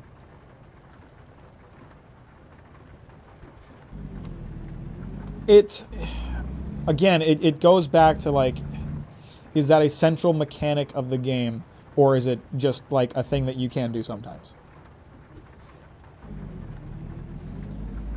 Because the movement systems...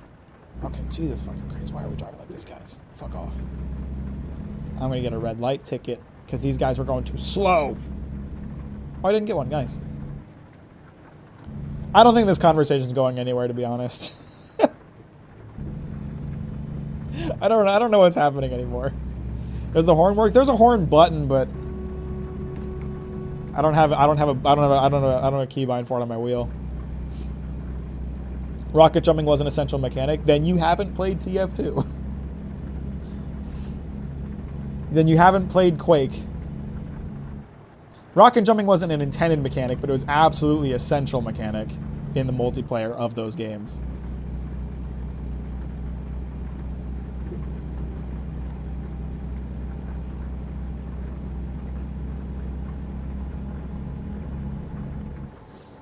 I say we put the conversation to bed. I don't think anybody's changing their mind on this.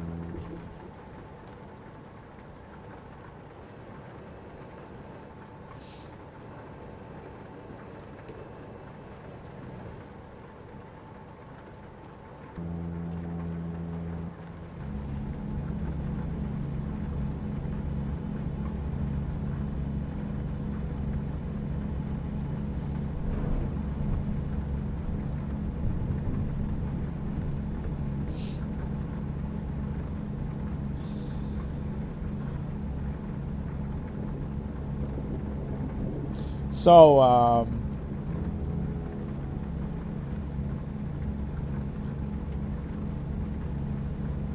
y'all been reading any good manga lately? I finished a reread of Don to Don. Took a lot of notes about that for a video that I'd like to do, but it might not actually get made in time. We'll see. Don to Don is still peak, still based, still epic. Still very excited for the anime to come out. There's a lot of details I picked up on a reread that I think are really cool about Don to Don that I can't wait, that I want to talk about.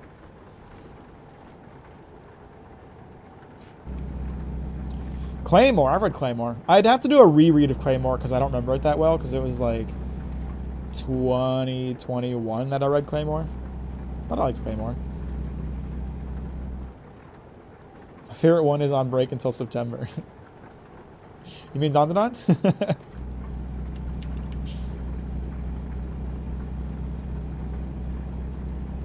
No, we're done talking about it, Vinny. I'm not even gonna read your message.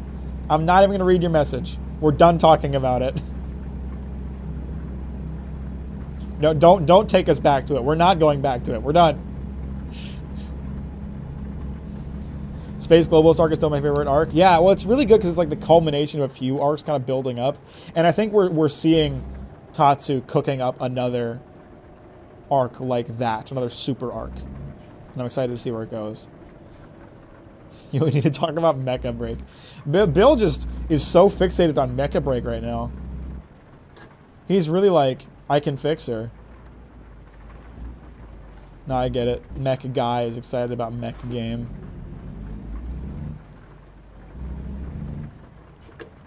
I'm sure Mecha Break will be really fun for the people that are into it. I don't think I'll get into it because I think it seems to be that PvP is the focus, and I don't like PvP, so. We need to talk about Astrobot. I'm actually excited about Astrobot because I played Astro's Playroom on PS5, and it was actually a really solid platformer. It was like a nice afternoon I spent playing that game. So I'm down for that. I'll play that. I have read Fire Punch. I love Fire Punch. Fire Punch is great. Space Globalist, isn't that an oxymoron? No. None of the arcs really have an official title. I think that's just the title that we as the community gave to it. Cooking rice and beans. That sounds good. I have a slice of red velvet cake sitting in the fridge waiting for me that I'm probably gonna destroy when I end this stream.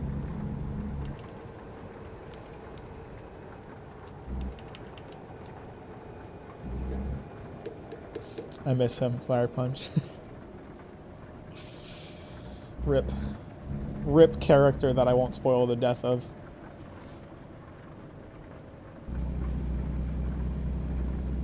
Why did you choose to name your channel Captain Mack? Well, because Mack is my name and I like pirates, so I wanted to be a captain. Pretty straightforward. It's pretty simple. I actually kind of wish I'd chosen like a slightly different name just because like I don't know. Something about the captain name and it always feels like I'm like lining myself up with like Captain Sparkles or other like younger geared toy. Like it's like I don't want the association of like captain as like a superhero thing. I like it as a pirate thing, and I don't think people had that association when they first read it. But at the same time, I don't know what else I would have called my channel. Like a kid's TV show or something. So, I don't know. I like it. I like Captain Mack. But at this point, like I feel like the Mack identity has taken over the Captain identity, if you will. It's kind of hard to describe what I mean by that because I don't think it really makes sense to anyone but me. But like, especially when I changed the channel profile picture and got rid of the Jolly Roger, and I just made it a picture of my face screaming. That really, like, to me, solidified the change where it's like,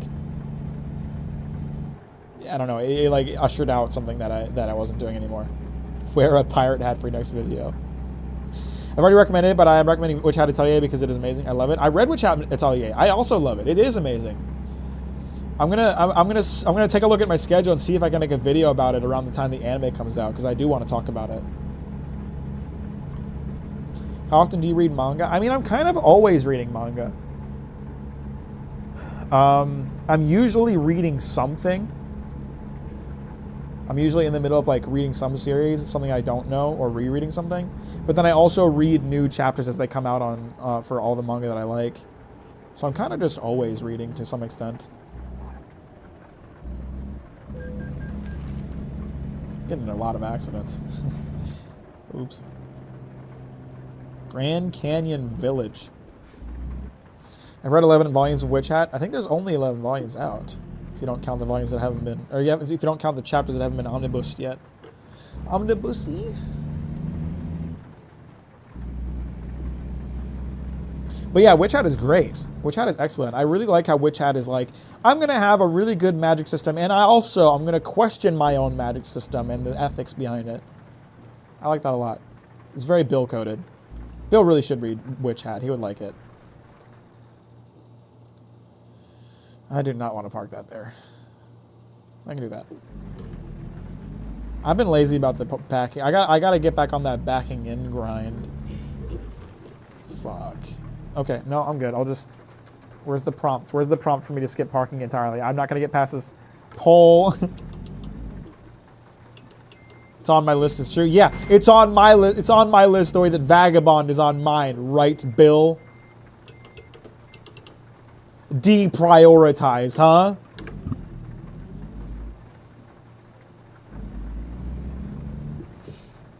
Pardon me, Tesla.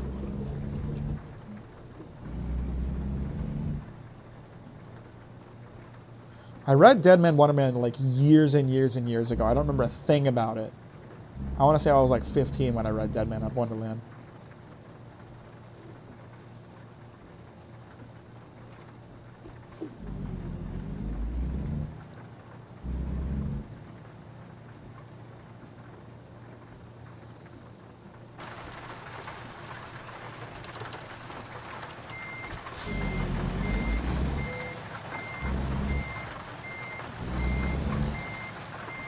Brother, the only entity in existence that can consume all this media is called ChatGPT. Excuses, excuses.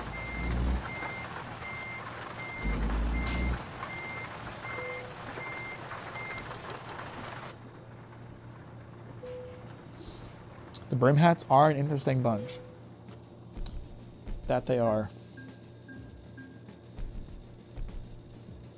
Am I level up? I leveled up! Yes!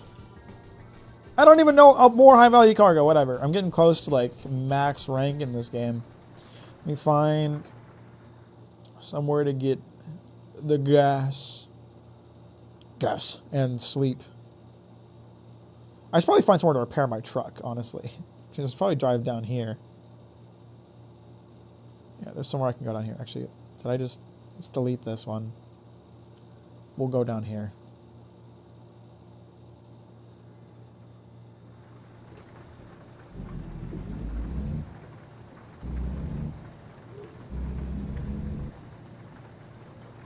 Piss! There's a dead end here.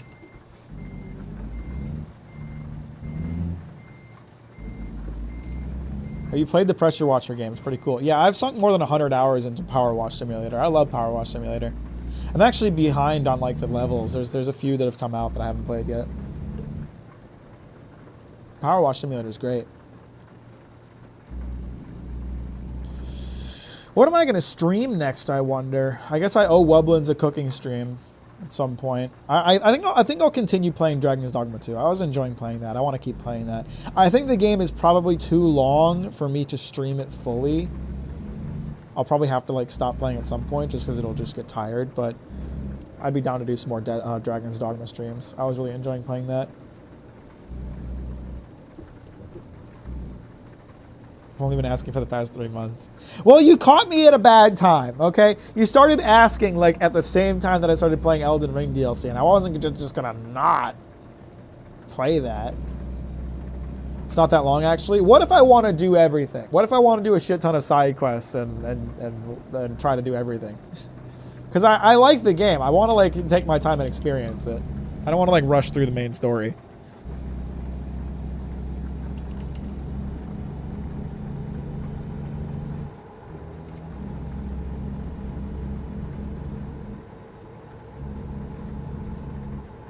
I did all side quests and main quests, and it took me like 65 hours, I think. Okay. That's not too horrible if I do some longer streams. I have played the new God of Wars. I love them. They're great games. I'd love to make a video about them at some point.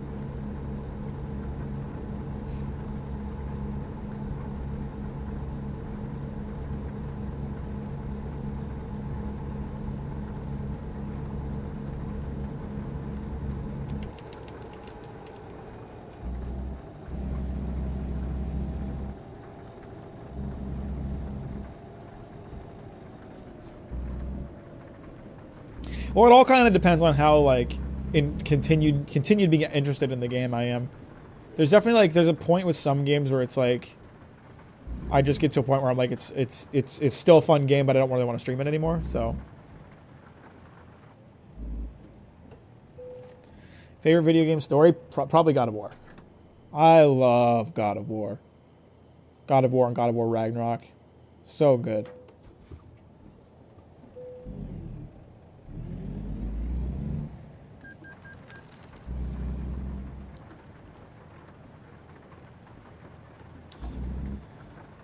What's your favorite underrated / underappreciated story, anime / manga? So we're talking about specifically, are you talking about like my favorite underrated series or underappreciated series, or my favorite one for the story specifically? Or are you just saying stories, anime, or manga? I'll just give both answers. So I think in terms of like my favorite like underappreciated series, it's probably Dandadan. I love Dandadan. Dandadan is so good, and it's gonna pop off when the anime comes out, and I just know it. I've been calling it for literally years that when it gets animated, it's gonna do very well. But if we're talking about favorite underappreciated for its story specifically, it's got to be Vinland Saga. I feel like Vinland Saga, despite how much popularity it got from season 2, Vinland Saga I feel like still is a story that is not talked about enough. Or Golden Kamuy, one of the two. Golden Kamuy is also not talked about enough for how good it is. I don't know, there's a lot of underappreciated stories that I like a lot. Dandadan fans have been kind of annoying hipsters lately, Lamau. Yeah, I'm in the Dandadan Reddit subreddit, and like, dude, people have been making posts like, man, I'm really afraid for when it gets popular and people come and ruin the Reddit, and I'm like, shut the fuck up.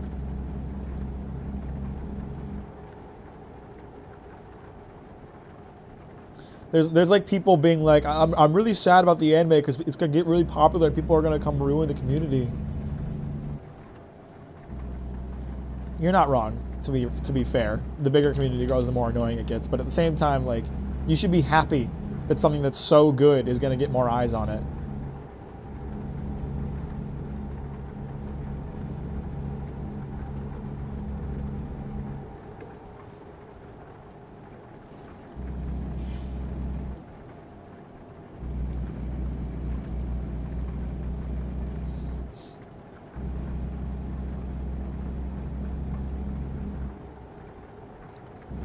Been saying a bunch of I liked it before it got popular memes. I just hate that mindset. It's like, just be happy for the author that they're going to get more money because more people are looking at their stuff. Most underrated Cats and Max streams are the cooking streams. I think people like the trucking streams more. I don't know.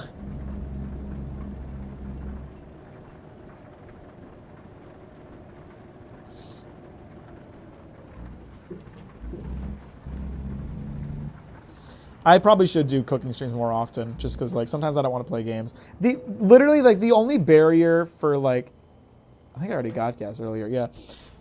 The only barrier for me doing trucking streams the only barrier for me doing cooking streams more often is that they're a pain in the ass to set up. If it wasn't such a pain to like get my camera and my switcher and everything all put together, like I would do them all the time.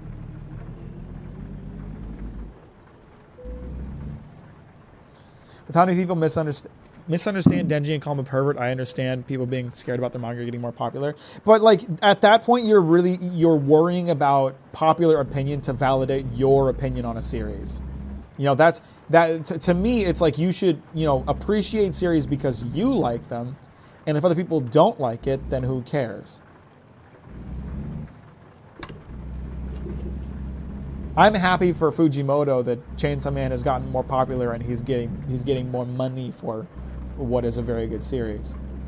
It's annoying seeing people call Denji an incel and a weird and a pervert and all that, but it doesn't hurt my enjoyment of the series.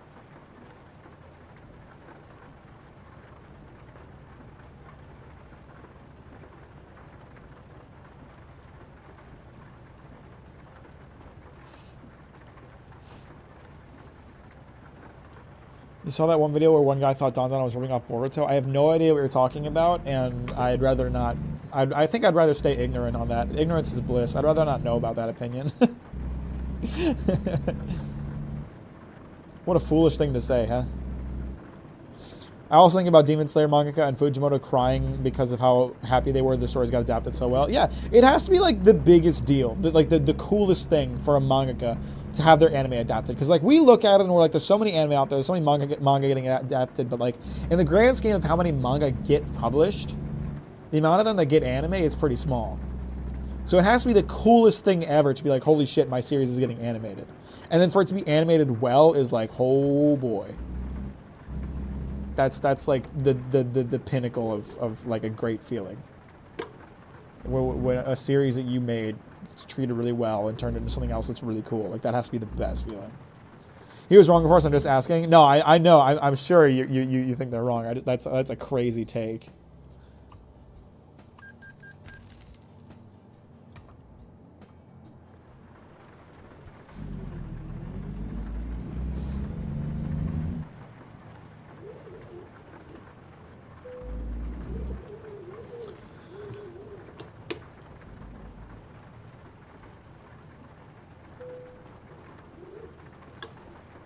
All right, we're parked.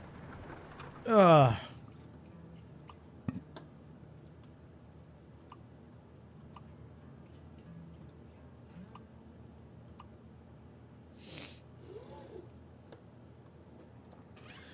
Ugh. I don't know why I zoomed up my camera. It's kind of necessary. I have a bad habit of like zooming out or zooming in my camera when I really don't need to. I'm scared of any adaptation because of what happened in Tokyo Ghoul. Yeah, it's kind of one of those things. Like sometimes you just can't predict if an adaptation will actually be any good. So if I manage to make a Danzan video before the anime comes out, I'm gonna be like, this is why you should watch it. It's gonna be so good. It's gonna be great. And then I'm gonna have to add a caveat at the end, like, of course, all this is, you know, nonsense if the adaptation ends up being shit. So you should just read it instead. But I'm gonna have faith. I'm gonna go have a lemon lime popsicle. That sounds good, Skippy. I'm gonna go fang on that on that cake slice I've been talking about. And I'll catch you all on Saturday for another live stream. Actually, well, I'll say in advance, I may not stream on Saturday. I have a certain progress goal that I want to hit for the Starfield video this week. And I feel very confident that I can make it to that progress goal without canceling the Saturday stream. But if I need more work time, I will take more work time because I have a certain goal that I want to hit this week. But be rude to say this especially now, but I can't wait for the cooking stream. It'll come eventually. I can't say it'll happen this Saturday because I just don't think I'll do it this Saturday. But next Saturday, maybe. I'll try to plan for it. Appreciate you, everybody. Have a good day. Thanks for hanging out. I'll talk to you later, and bye-bye.